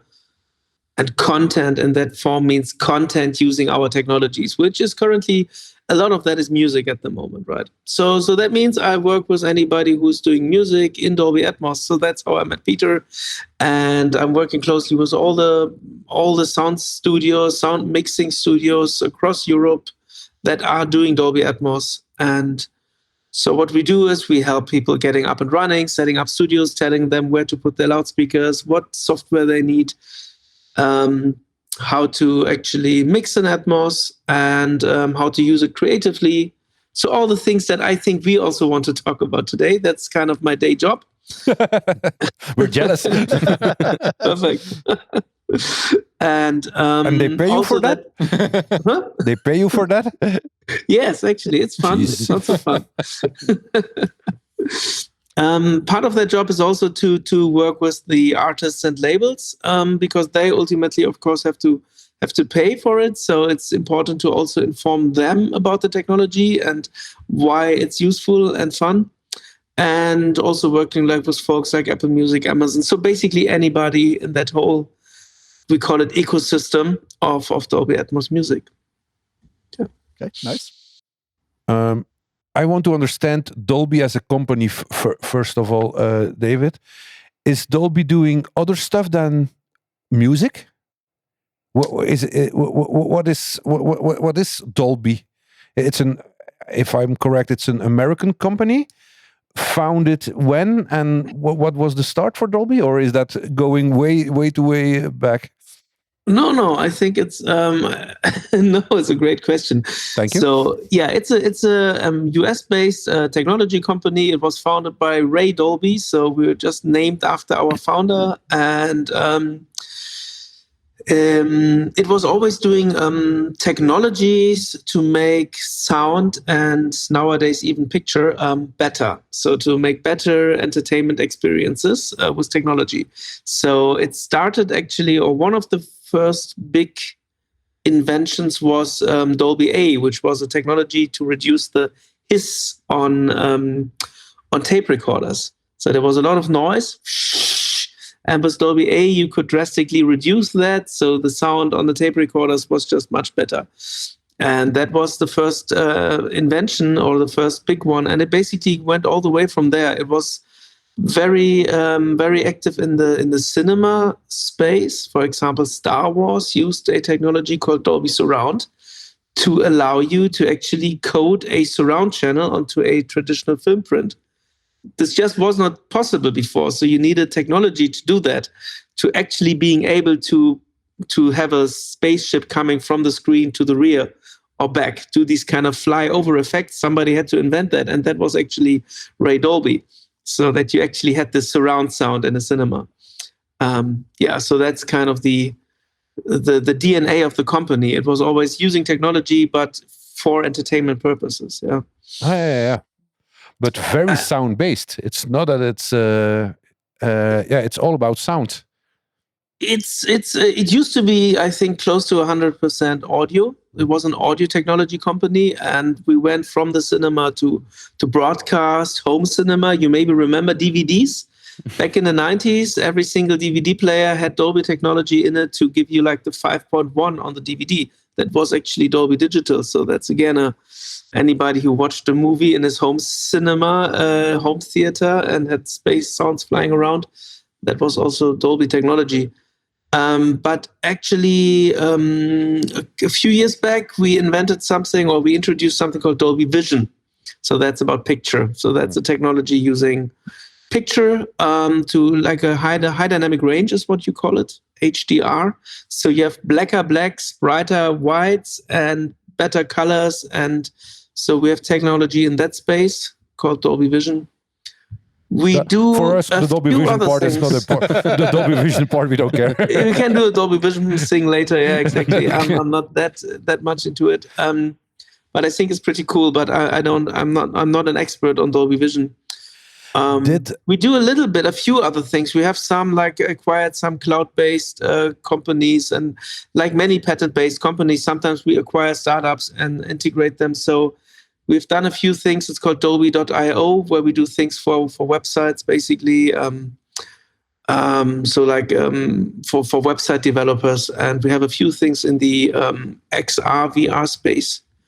But all of that is a bit niche. I think the big ones are really audio technologies, and of that one, Dolby Atmos is probably the most well known. But that's what we do. Dolby Atmos music, the music part. Mm-hmm. How does that relate in the company? Is that a big part now, or is that or how does it feel for you, or is it just starting, or am I asking the right thing, Peter? I don't know. That's a very good question. Again, hey guys. No, it's a great question, actually. So it's relatively new, but I would say pretty important at the moment within the company. Yep. So as I mentioned, we came from cinema. We have done all kinds of things back left and right, like Dolby.io and Dolby Vision, and lots of broadcast. I think one of the most important things is also our broadcast and living room business. So things like using Dolby Atmos in, for example, for Netflix shows and for Disney. So Dolby technology is in a lot of televisions and set-top boxes and everything that you use to receive audiovisual content into your living rooms. So that's still very important for the company. But I think music is the thing that at the moment is probably the most exciting, because we have this traction right now where it's really growing rapidly, because we only started with music in 2019. That was the first time that we publicly announced that music is now mixed in Dolby Atmos. Obviously, we did it before, but like more on as testing. But it was kind of launched 2019. And I think, Peter, you came on board like in 2020 or something. So that was our first conversation, I think. Yeah, you're really early adopter. And then it really became fun when Apple Music joined, and it was only 2021. So it's relatively new. And within this short period, we have now, like in the US, we have about 90% of the Billboard Top 100 already produced in Dolby Atmos. And at the last Grammy Awards, every single nominee, not just the winners, but every single nominee in the most important categories like Album of the Year, Artist of the Year, Song of the Year, Recording of the Year, we had like 100% coverage at the Grammys. So we have really seen so much traction in this just and how 5 years. Yeah, we also know these numbers, and especially Peter, he looks at it like with very jealous eyes. Like, how is it possible that, like in the States or even in certain parts of Europe, like in France, immersive releases are also very important. How is it possible that they are already and at that point in the States? Because the consumer wants it more, or because can you have an answer for that? Oh, let's see. Was it a good question again? No, it's a very good question. Guys, come on. No, fantastic question. It's absolutely true, and I don't have obvious answer. So I can only I have only my own views on it. So there's not an official Dolby answer to it. Okay. But what I also notice is that it goes territory by territory. So some territories are moving much quicker than others. So the US is the number one, and it probably gives us a glimpse where Dolby Atmos music has the potential to grow into. So almost 100% coverage. The UK is also doing pretty good. We have about 150 Dolby Atmos studios now in the UK. Can you imagine? There's 70, 80 studios in London mixing music and Atmos, and it's insane. Really? So in the UK, we also have very good coverage. And there are other countries and territories that are much slower. Can I ask, including Belgium, to be honest, yeah. So that means you're probably just starting out here in this industry, and I think there are a few reasons to it. So let me maybe, if you want, it's a long answer, but if I should go to a few of them, I think one of them is the size of the market, because the cost of mixing Atmos is kind of fixed. You need to pay one person a certain amount of hours to mix a track in Atmos. It's just how long it takes, and that's the same in Belgium and in the States. But when you do that for a Taylor Swift release, that cost is recouped within a few seconds. So if you do this for a local band, which is only streaming in Belgium, you obviously need much longer to recoup the same cost. So that's obviously, it's much easier to fund something like that in the US. And another reason is obviously Apple Music is much bigger in the US. So I think they're even the biggest streaming service in the US, and they support it heavily. And in the US, they are very relevant. And for example, in Europe, we all know that Spotify is much bigger, and they currently do not offer Atmos yet. And I think that's one of the very big reasons why it takes longer here. And maybe, I think those are the biggest reasons, but maybe there's also can be a little bit stuff like mentality, that some countries are just more open to new technologies and say, whoa, great, let's just do it, it's fantastic. And others are more let's first wait how it develops and be a bit more cautious. So I think amongst all of these reasons, these are the reasons why some territories are further ahead than others. Mm-hmm. Super interesting. Can I take it back a bit more early in time? Why did Dolby start with a music department? It originally came from movies. Mm-hmm. How did you start the music? Was there a demand for it? What was the trigger? That's a good question. I think we just thought, why should only the movie guys have fun, right? Mm-hmm. So, I mean, the technologies out there, Dolby Atmos is by design, it's a technology to place sound in a three-dimensional space in a very efficient manner, because we have tools that are pretty well integrated into all the common audio workstations. So it's very easy to do it. You don't need to have a programming language. Yeah. So it's very intuitive. And then we have a way to transport that to billions of devices, to phones and televisions and soundbars and smart speakers. And at some point we thought, okay, the technology is there.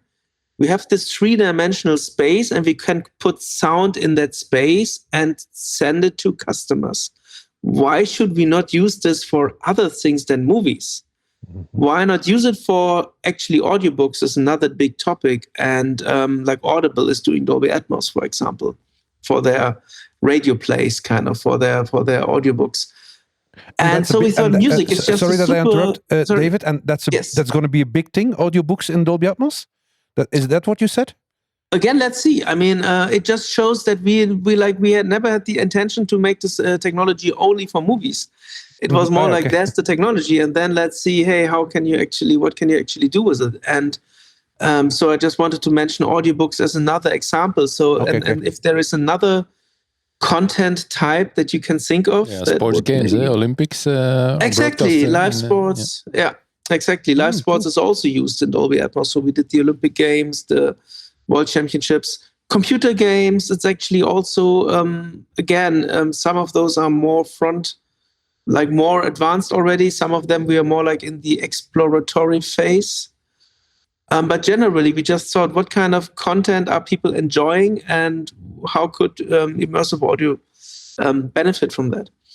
So I think that's why we started in music, and we basically took the technology to some very famous US-based mixers and told them, hey, can you just try mixing a track in Dolby Atmos and see how it feels? And we got very, very positive feedback. And, one of the first tracks that they mixed was Rocket Man back then, and I think 2015. He just had stems from Rocket Man and he started mixing it, and he put the choirs in the rear, and the Hawaii guitar was like moving over the ceiling. And that became so iconic. So then we all felt, okay, I think we're onto something here. So let's try.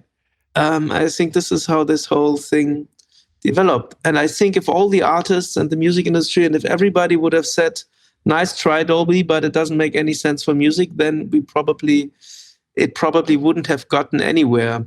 But it seems to work. And that's why we have it out there now. And if I may, guys, do you feel it is now mostly driven by requests by labels or studios who want to do it, or the artists themselves who start asking for it or want to create? Or the consumer, or even the consumer. Yeah. That's a tough question. I mean, if Apple is having it in their platform, and Too Apple bad, is, Peter. Not a good question. It's just a tough question. Yeah, it's you really asking the hard questions. And Sorry. Apple is asking the artists, hey, hello artist, can you deliver us a track in your next album in Dolby Atmos? Then obviously the artist doesn't have to do it. So it's always the artist's choice, but obviously very often the artist only learns about Atmos because his label or her label is asking for it. And the label is only asking because Apple is mostly asking for it. So it's all the cycle. Ultimately, nothing is ever released without an artist approving it. Of course. Yeah.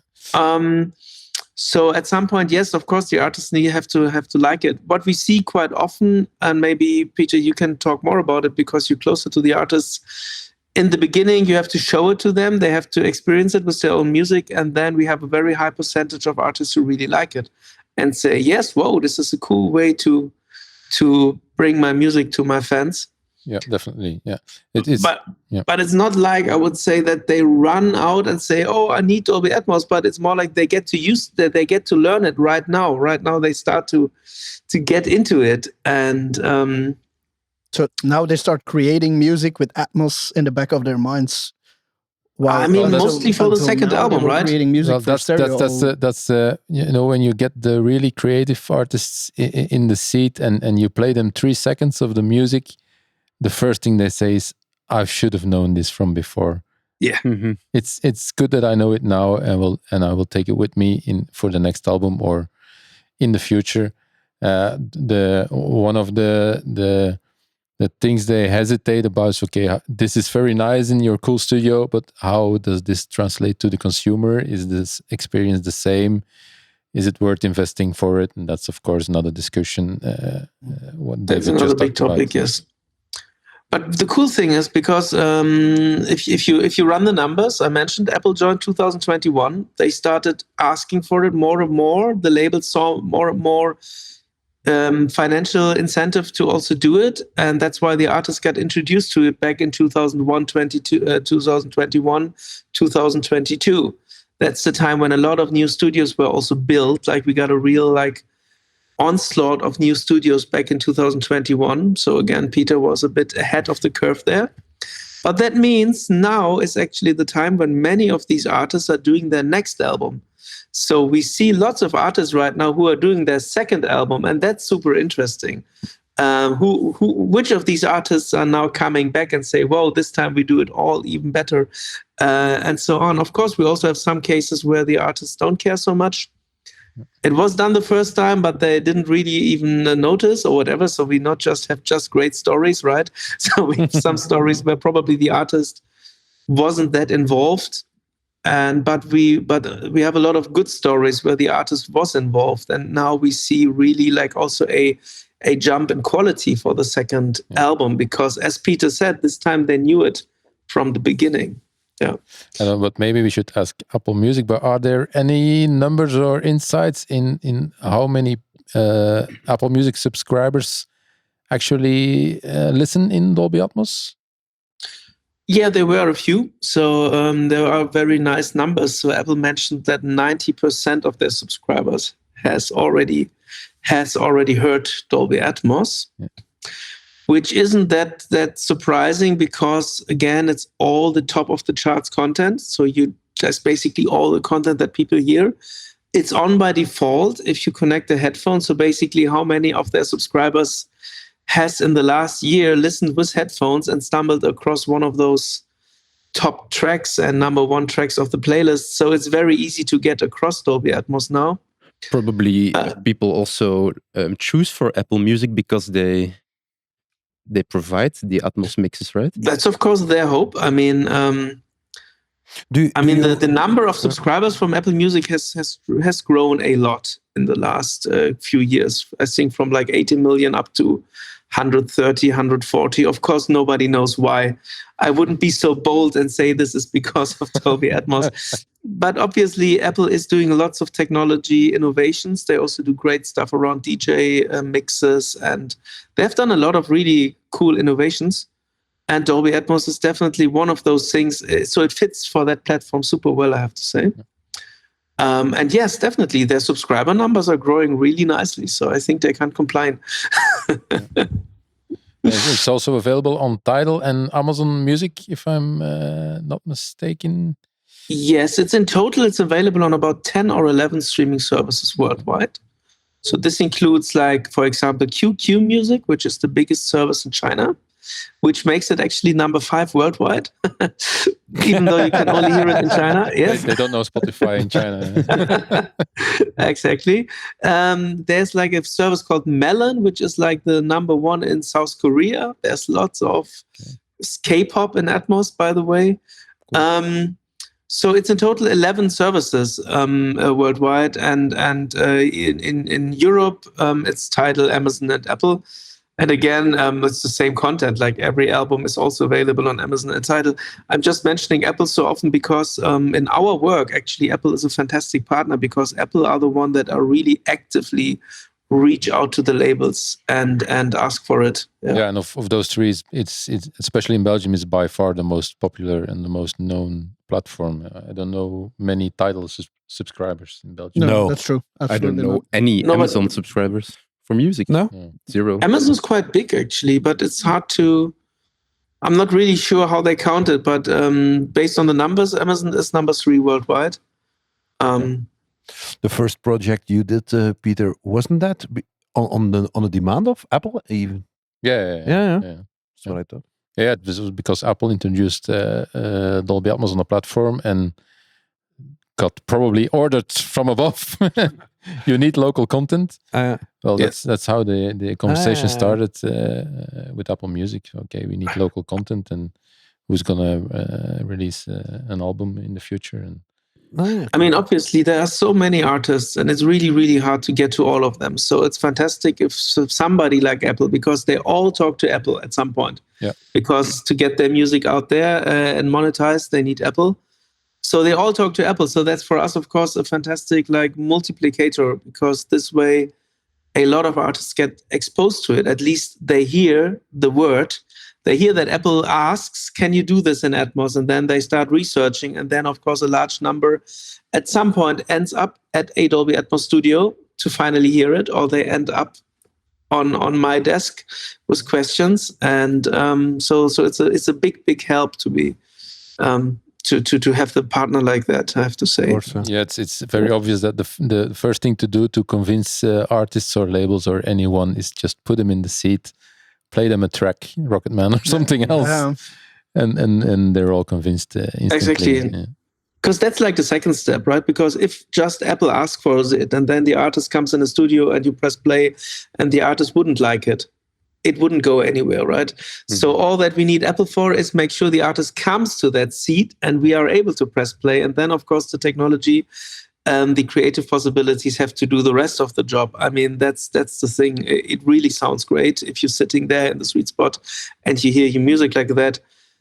That really sounds great, and I think that helps a lot, right? Otherwise, we wouldn't convince many people.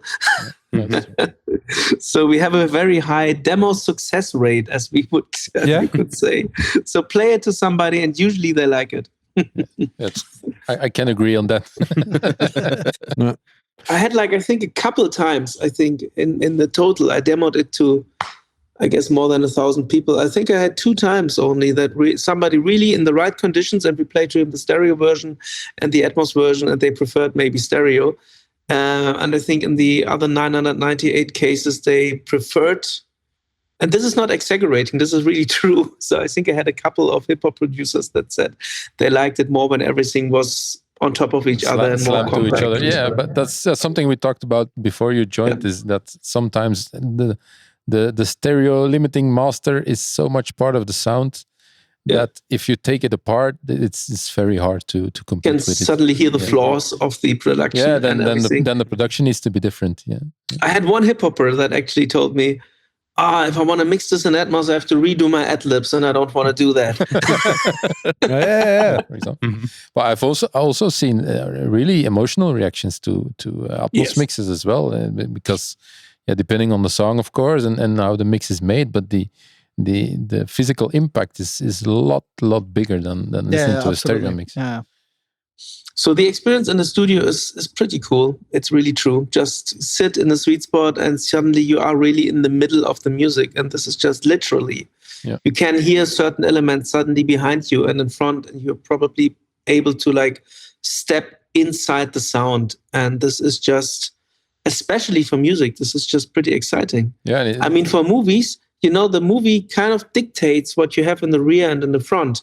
You kind of have still the dialogue on the screen, and you are kind of more limited what you put in the rears.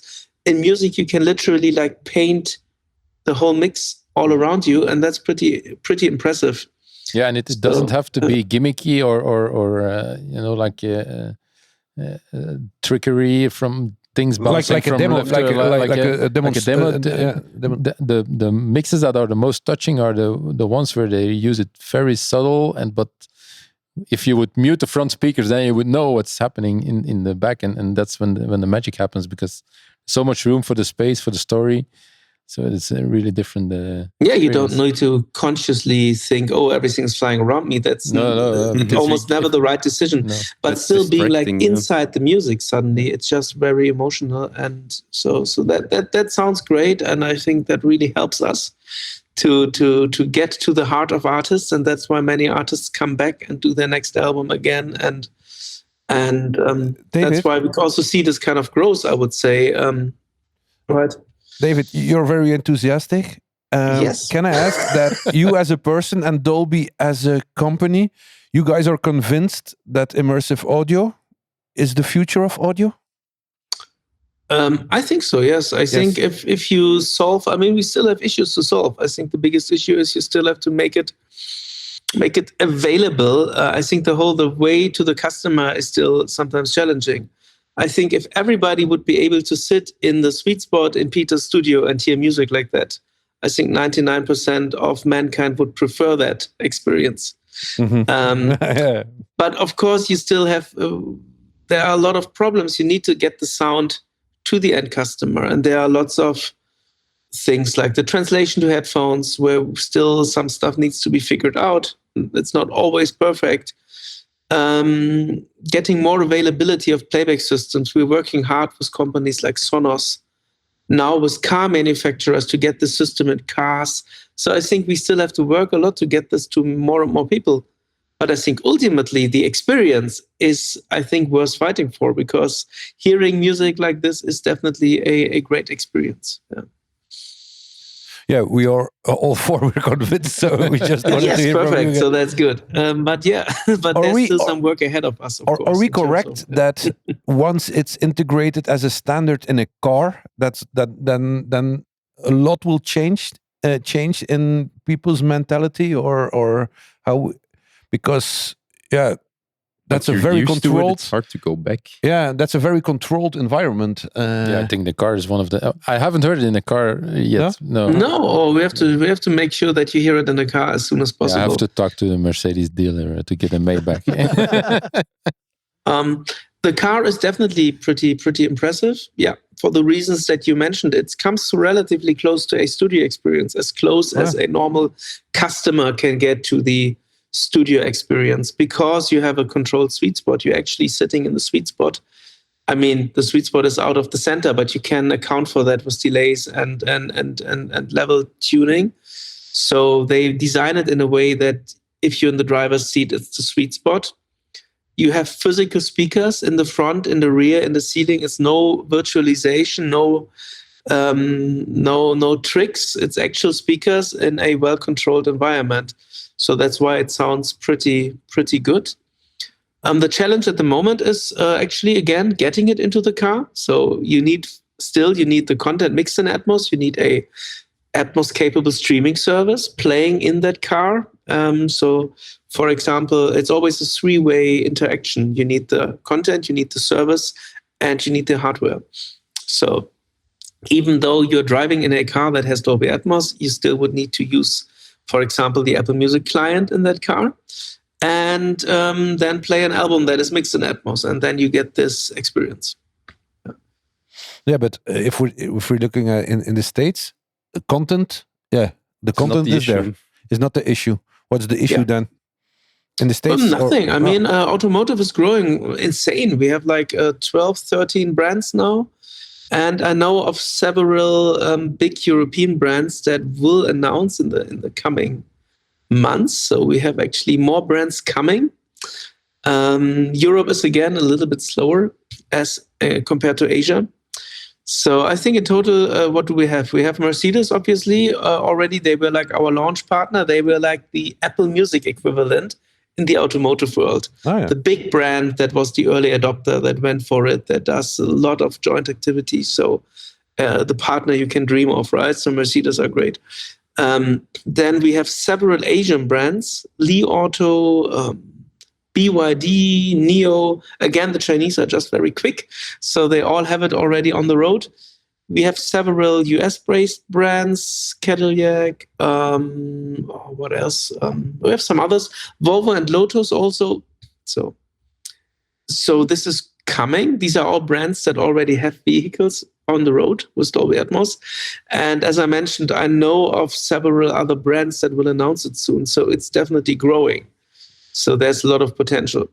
And then, of course, it's in the new car. So this is not something to like retrofit. So you would have to like buy the new version of the car. We are all being forced to buy an electric car now. So that's just because of the... We all have a new car in 5 years. Yeah. And you have to wait 20 minutes to charge your car. So at that point, you can listen to some Atmos music. Also, that's actually one of the reasons. And also self-driving. So it's really... Of course, yeah. Let's put it this way, there's a massive potential in the entertainment value of cars. Outside of just Dolby Atmos, this is just a general thing. I think the entertainment industry starts looking into cars. First, because they more and more become computers, right? They're technically a new car is a computer. We had some issues back then with a Mercedes, and they literally told us to park and shut it down and then go back into the car so that it kind of reboots, okay? To reboot your Mercedes, okay? So they're basically computers now. And they have lots of speakers. They have nice big screens. The screens in the car get bigger and bigger. And the fact that you have more and more self-driving, and you have these forced brakes to reload the batteries that you mentioned. If you take all of those factors together, you see the massive value of the car as a space to playback entertainment. So we're actually getting Dolby Vision into cars as well, so that you have better. Don't start again about your vision. What I saw an advertisement of a car. I don't know which one it was, but where the passenger has a screen to watch movies or whatever, and it's with like kind of privacy filter that the driver can't see the screen, but only the passenger can watch a movie or whatever. Wow. It's incredible what they do. Yeah, I don't remember what brand it was, but probably Mercedes has some experiments right now where you can build like a soundscape, and it's influenced by your driving. So when you're driving quicker, then it changes the sound or stuff like that. So that's cool. So Dolby Atmos just has its place in all of that. Let's put it this way, right? Imagine a vocal going out of tune because you're driving fast. I can't slow down now. We're just building up to the bridge. Yeah, so, and I just think this is super exciting space, and Dolby Atmos is definitely in there. And if you hear Dolby Atmos in a car, it's pretty exciting. So that's one nice way to hear it, and probably easier than the whole headphone discussion. I think you mentioned headphones earlier in the call. Yes, we talked about it. Yeah. That is, of course, virtualizing immersive audio on headphones is a very subjective experience because everybody hears different. And what we're trying to trick your brain into perceiving the sound coming from above or from behind, while in reality, you just have a couple earbuds, right? You hear it on your headphones, but we're virtualizing the sound coming from another location. So we're trying to trick your brain, and obviously every brain is slightly different. So it's hard to trick all the brains by the same amount. Let's put it this way. So it's a subjective experience, and that makes it very hard. For many people, headphones is the first time that they hear immersive audio, because not so many people have a Dolby Atmos equipped car yet, and not many people can sit in Peter's sweet spot. And not so many people have a Dolby Atmos home cinema. So that means for millions and millions of people, headphones is the first time that they experience immersive audio. At the same time, this is a more subjective experience than, for example, sitting in a car. And that makes it a little bit harder. There are some people that are just not that receptive for binaural, for believing to have the sound all around you. So when you play to those people, they are like, okay, it doesn't work so well for me. And then we would say like, yeah, sit in the car instead. But when obviously you can't do that. So I think that's a little challenge, right? That currently the first way to hear Atmos is very often the headphone. But I mean, there are ways around that. And I think one of the ways to do this is when good mixers like Peter make sure that it really sounds nice on the headphones and that the experience is always nicer than stereo. So even if you probably don't get the full, completely blown away, that you at least have a little bit of a benefit over stereo and when you mix in the studio. Positive. Sorry, David, to interrupt. It's a question for Peter. When you mix in the studio, you listen a lot to the binauralization? Yeah, constantly. Yeah, constantly. Yeah. So there's actually 3 or 4 things to reference. So you have the mix on the speakers, on the immersive speaker setup. Then I listen to the stereo down mix because that's like the worst case scenario that the mix will play. That's your stereo down mix, not the mastered left-right mix. I have the mastered left-right if there is one on a separate button to reference if necessary. Mm-hmm. And I have the Dolby binaural and I have the Apple spatial audio. But if you have to reference so much, isn't that like a break on your creativity? Yeah, you have to be careful with that. Yeah. Usually I go on the speakers for a mix like 80%, and because I already know what works and what doesn't on headphones, I don't try those things anymore. So I work on speakers, and when I think okay, I'm 80% here, then I go back and forth headphones. And the funny thing is, if I optimize the headphone mix, like 99% of the times, the speaker mix benefits as well. Because the speaker mix for me is quite forgiving, especially balanced things. You can put like a vocal down like 2-3 dB and you still hear it because there's so much room. Mm-hmm. But the headphone can take it. So if your balance is right in the headphones, it's always right on the speakers as well. It's my experience, at least.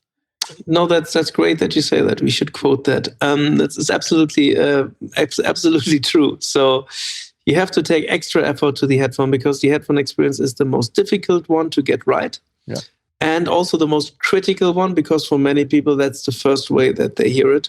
Yeah, and also if you send a mix to clients that are not able to come into the studio, they will listen to it on headphones. So that's the reference for the client. So it's very important when you send it out that you're sure that the headphone mix is on point, or you can guarantee start again. But to put it in perspective, if we are all honest, we do the same in stereo. We switch to the NS10s or to the Auratones or whatever. We put up headphones. We maybe step into a car. So we kind of reference a mix under more difficult conditions. And we are so used to do that in stereo. So it's just not different in Atmos. Yeah, the only pity is when you do it in Atmos, the speaker mix is so much more pleasant to listen to. But you don't want to go back to headphones when you listen to the speakers. Do you sometimes do the Atmos and the stereo mix for a track? Yeah, it happens. Yeah. It's not always you get the stereo but that's mastered as reference and built. Well, doing both at the same time only happens when the artist knows in advance that there is going to be an Atmos mix. Yeah. So at that point, and then the stereo reference, it's always there for me to listen to. So that then will be the stereo mix. It's not that I make a different mix for the stereo then. The only difference is that the stereo mix down will probably get mastered to get it on vinyl or radio or whatever. Okay. Because if we listen to Atmos music, if I switch to if I switch the immersive audio off, Dolby Atmos off, then I listen to a mastered stereo track. In most cases, if I put it on, I listen to the Dolby Atmos mix. The Dolby Atmos mix. Yeah. Now, at this point, like 99% on Apple Music, there are 2 files. No, it's always 2 files. Yeah. Sorry to correct you. You have to always deliver 2 files. Yeah. What you can do is you can, of course, derive your stereo file from the Atmos mix, which is great, but you still have to deliver it as 2 files. And Apple basically doesn't care how you created those 2 files, right? Yeah. But you always have to give them a dedicated stereo because the labels don't want to rely on an automatic fold down. Yeah. So the labels want to control what is the stereo. They would not believe us if we tell them it will all be fine. It should be fine if the parameters are set in the ADM. It should be fine is a very bad answer if you just worked spent 2 years of your life working on a new album. Exactly. That's why we kind of take that out of the equation and we just say as soon as somebody switches Dolby Atmos off or listens to on a non-Atmos device, Apple Music always switches to the physical stereo delivery item, which is the same as before, mastered to the same kind of standards as before, so you don't lose anything. Yeah, on Tidal. And actually, you never hear the 2.0 down mix, so it's something that you actually in the music world can never really hear as a consumer. So on Tidal, it's even a different album. If you want to listen to an artist, then you have the stereo album and you have the Atmos album. It's a different. Oh, really? Oh, that's a nightmare. Yeah. Because sometimes if you search for an album title, they will only display. They even have multiple versions. They have like the max quality version. Yeah, different quality versions. Yeah. Then the Atmos version and then the stereo version. So you search for an album and then you find it and then you have like multiple listings of the same album and you have to click on the right one. But that's again nothing to do with Atmos. That's a Tidal thing. It's the same if you want to search for the lossless version. You first have to search for that album. That's their choice. I'll send them a mail. Don't worry. I'll fix it. I'll do it tomorrow morning. Hello, Tidal. Will there ever be an immersive mastering process, you think? There is already an immersive mastering. We didn't talk about that before, but there is indeed a difference between mastering stereo file and an Dolby Atmos file. You cannot do a traditional, you can, but it would be very complicated to do a traditional analog mastering on a Dolby Atmos file because an Atmos file exists of a maximum of 128 audio sources. So if you want to master that, you have to handle all those sources together. But there is some softwares, there are some plugin developers starting to develop stuff where you can work on your on all the files together. But I have in my template, in my Pro Tools template, build a complicated setup with sidechains and linked compressors so that I can work on the to have some bus compression on the immersive mix. Yeah. And it's really complicated. It's less complicated than 4 years ago. David, where are you told us a lot of good news for all the things that you guys are doing at Dolby, and we're very happy. I think with this evolution, where are the competitors at the moment for you guys? If there are any? If there are, but like YouTube is now what's it called? Eclipse. Is that a competitor for you guys? You have to censor. Where's the? Wait. Exactly. Wait. You turn it off, so... No, that's wrong. Yeah, we're on Google Meet right now, right? We love Google. Okay.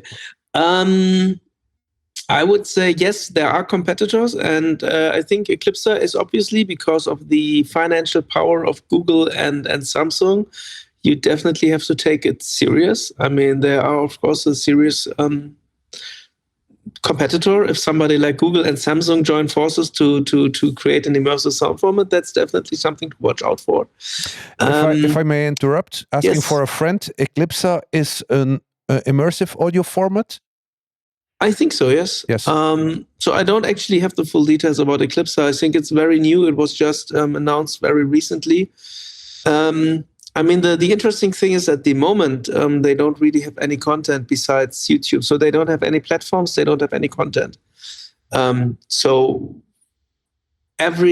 for me, every technology needs platform, content, and devices. So that's the three things that you need, right? You need the content, otherwise it's not relevant. Mm-hmm. You need a platform to get that content to the end users, which can be Blu-ray, can be cable TV, or can be streaming services, but you need some way to get it out there to the end customers. And then, of course, you need playback devices so that people can actually hear it. So these three things need to work, and that's what we call ecosystem. So because if one of the three is missing, then the whole thing collapses, like in a pond if you remove the water. So one thing depends on the other. And currently, Eclipsa does not really have any content yet. They have not signed any content deals. There is no music albums or movies or TV shows. They have made a few YouTube videos, obviously, because they own YouTube. So it's currently all in their own. I mean, that's easy, right? You own YouTube, so you put it on YouTube, obviously. I would do the same. So currently they don't have that. So at the moment, there are no competition yet. Yeah, simply because there is not a single album mixed in Eclipsa. But given their power, this can, of course, change any moment. You know how quick technology is. So it could be that in 2 years, they have landed major deals with everybody and everything is Eclipsa. And then you will invite some friendly guy from Google. No, we just spoke with them an hour ago. Thank you, Google. Maybe you can then help me land a job at Google. But at the moment, they are not there yet. But you can always take it serious. But at the other hand, we're going to put that in our thumbnail of the podcast. You saying, "Can you get me a job at Google?" Shit, no, please. I was saying then, if that happens. No, you didn't say that. At the moment, I'm not seeing it. At the moment, This is obviously, they don't have all of that. So we will see how technology develops. Again, development can be very quick, but it can go very quick in both directions. At the moment, we have a solid head start because we have this kind of complete ecosystem. And maybe if there is a way to a decent way to transcode a Dolby ADM master to an Eclipsa, it would make immersive audio more accessible to more people. Not really. I mean, only to more people that buy Eclipsa devices. Now you have to buy an Atmos device. Does it make that more? But I mean, you already for YouTube movies, for example, if you have your song mixed in Dolby Atmos and you have a video clip on YouTube now, then it plays in stereo. Yeah, that's true, because for some reason YouTube didn't want to implement Atmos. Now we probably know why. So if at that point we can transcode the ADM to an Eclipsa, then it will play in immersive sound mixed in Dolby Atmos on Eclipsa. I guess that will probably be one way that they try to do it. To just say, okay, but then to just say we take the already existing content rather than reinventing the content side of the business, and we kind of bypass that side. But then again, we have to see what the content owners, does Universal like it when suddenly their mixes, which have been approved in Dolby Atmos, end up in a different format, and what does that do to the sound? And how does Taylor Swift sound when you transcode her to Eclipsa, put it on a YouTube video and play that back? Is that then still true to what was approved by the label? So, and does Universal allow that without any money paid to them? So we will see how all of that goes. Again, technology is moving very quick. So obviously this can be solved. At the moment, this is not the case. We will see where it goes. To be honest, yeah. as a music lover, it makes me afraid that we're gonna end up in like a format war, in which the music lover is not gonna win. You understand? I hope that's not the case. I mean, again, I at the truly hope moment, so.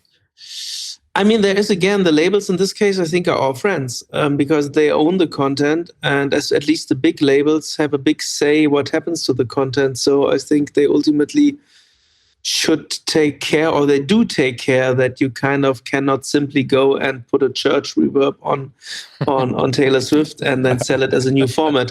So there are pretty strict limitations on what you can do with content and whatnot. So that's good news for the music lovers, at least. Yeah, and maybe it's interesting because we didn't talk about it, but that Dolby has, in fact, the whole ecosystem and has the creator tools to create your music in Dolby Atmos. It's not just the playback side, but also the creation side. Yeah, which is very important. Of course. Yeah. Mm-hmm. Yeah. So what Peter was just mentioning, I mean, exactly that. He put headphones in the studio and he hears it in the same way that you hear it on the service, and you can actually tweak your mix until you are happy with the headphone representation. Now imagine what happens when this runs through some transcoder into another format, onto another playback device that probably wasn't even invented back when he mixed it. And that's, of course, then no longer what you call artist intent, so that actually it sounds like the artist intended, literally. So that's the cool thing in the moment. The Atmos production tools allow you to hear in the studio, and also for the artist and the label to hear in the studio how it will end up sounding. And that's, of course, a super important part of the whole thing. And at the moment, I think this is something that sets us a little bit apart from the competition. Yeah. Yeah, speaking of competition, actually, I think you mentioned it. There was, of course, Sony 360, but I think it's a little bit on the decline. We currently see lots of Sony. Don't smile.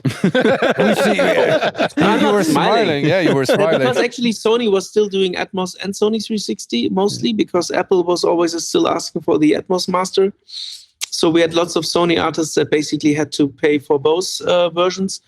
And currently, we see this a little bit on the decline. Just in terms of pure numbers. So I haven't heard many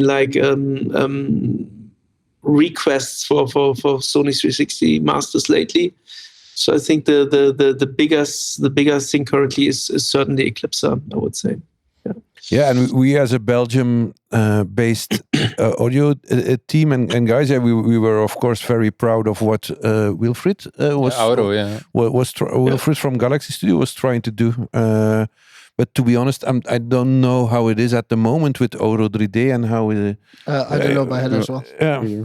So, do you know anything, David? How? No, actually not. No. So I haven't heard about it in a while. So they have gone bankrupt during the pandemic because of, I think, but I don't know exactly why. They have gone bankrupt in that time. I mean, many companies did, and they kind of resurfaced as new Auro. So they have. Yeah. Mm-hmm. And I think they have been acquired, but I don't know exactly. Yeah, by a big group. What's the word for doorstart in English? Yeah, restart. True start. Yeah, true.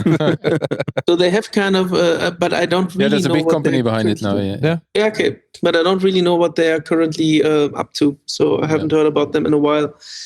Last thing I read was they're trying, or they have just released the Auro Masters as a streaming platform to deliver Auro 3D content. But cool. To start, I think it's very ambitious to start a streaming platform to compete with the Apple Music of this day. Hey, a little bit of a conclusion, because we're not going to take too much of your time, David, but a little bit of a conclusion for me after hearing you speak, David. I have been involved, aside of Peter, the last couple of years in immersive audio and Dolby Atmos, and I really had the feeling that it was going terribly slow, very, very slow. But if I hear you now saying that Dolby Atmos music was only released in 2019. You said that we are 2025. We are only 5 years later. Let's say 5 years later, and 100% of the Grammys is released in Dolby Atmos, yeah, then I was mistaken, I guess, guys. It's only going slow in Europe. Eh? Yeah, that's crazy. That's crazy. It went super quick in the US and the UK as well. And also, I mean, in Germany, it's also, everybody knows it, like all the labels, all the artists. Not everybody's doing it, sometimes also for financial reasons, but everybody knows it. So it has really, in these 5 years, made a big impact in the music industry, as in the bigger territories. It's really, I think it's mostly a question of size of the market. In Germany, you have 80 million potential listeners to recoup the costs of an Atmos mix. And in Belgium, it's of course only 10 million, right? So it's, it's just the size of the market, I think. Is a big thing. Definitely. Yeah. So give it a little bit more time, but we're we'll gonna get move. there. We're gonna move to Germany. Or France. The weather is better. Yeah, than France is the same. Yeah. No, France is better. The weather is better. The food is better. People. Well. No. Hey guys, you guys have any last questions or have we forgotten anything for David? I don't think so, no. Huh? All clear? All clear? Bram? Not for me, no. Peter? Cool. Thank you very much. It was really fun. Yeah. So thanks for inviting me and for the nice talk. Always cool chatting about immersive audio. And thanks for joining in. Thanks truly for joining in. And maybe we should have said already a date next year. And I'm very to do a follow-up. Yeah, to do a follow-up, like for what true start. What happened in the last 12 months? No, but no. Thank you very much for joining us, David. And yeah, we'll see each other soon. I hope. No, happy to have a follow-up in a year, and we can just go back topic by topic. What has changed in the last year? Sounds nice. Yeah. Sounds great. Thank you very much. Thank you. Cool. Thanks, man. Bye. See you. Bye. Bye. Alright. Ja, we kunnen hier denk ik bij afsluiten. Hè? Absoluut. Maar hey, nog een vraag zeker, Bram? Traditioneel gezien sluiten wij af met de vraag: welk advies zou je geven aan uw 18-jarige zelf? Met de kennis dat je nu hebt. Ja. Ik denk, carrièregewijs, als sound engineer, op 18-jarige leeftijd, zie dat je ergens aan het werk kunt gaan, waar iemand is, waar je aan kunt optrekken. Een mentor. Een mentor zoeken, absoluut. Want ik was op mijn alleen, hè. Dus ik was de beste, want ik was alleen. Maar dan, je kunt leren, hè, als je alleen bent, maar dat gaat gewoon zoveel trager. Als je ergens zei in een omgeving waar iemand is die ver boven u staat en u onder uw arm wilt pakken, pak die 2 kansen aan en gaat dat met mee en dat gaat allemaal veel sneller gaan. Goed advies, denk ik. Absoluut. Met deze wijze woorden. Gaan we afsluiten, de podcast over Immersive, dat we stereo gaan uitbrengen. Maar... Dat is een Hey, maar wacht een keer. Ja, wacht een keer. Wat is dat? Hè? Allee, is er Immersive? iemand? Ik ken nu al veel. Ja, maar dus op Audible kun je hem wel uitbrengen in Atmos, hè. Blijkbaar. Maar wat Ik vind is wel dat je het moet doen. Ja, je gaat zelf met Ja, mixen. mix Dat is het. Ja. Nou, boek de studio, hè. Oké. Nee, maar wat is dat? Allee, audioboeken. Audiobooks. Dat we het in het Nederlands gingen doen. Ja, dat is dat. Sorry, guys. Nee, audiobooks en podcast en immersive. Ik heb er nog nooit naartoe gelukt. Heeft er iemand van jullie daar al de Frank geluisterd? Duchesne heeft meegewerkt aan een podcast, Batavia, en die hebben een prijs gewonnen en die is in Atmos uitgebracht. Maar dat is een luisterverhaal, hè. Dat is niet... Dat snap ik. Dat is geen wetenschapsboek, hè. Dat is een luisterverhaal, hè. Ja, maar zo naar Dat is met sounddesign, dat is eigenlijk een film zonder beeld, hè. Dat is knap, hè. Ja, dan is dat cool, maar zo 4 man dat hier aan het babbelen is... Nee, dat weet ik niet of Ja. dat... Ik stel mij gewoon de vraag, heeft dat een meerwaarde? Goh, Ik denk het nu niet direct, ik denk maar... dat er Ja, maar we weten niet. Als je graag het gevoel hebt alsof dat je hier bij ons op tafel zit, ja, dan misschien wel, maar wie wil dat, hè. In dat gesprek volgend jaar, dat opvolgingsgesprek, gaan we het evalueren. al wel. Alright. Is goed, mannetjes, merci. Merci. Peter, En bedankt. tot de volgende. Yo. Salut.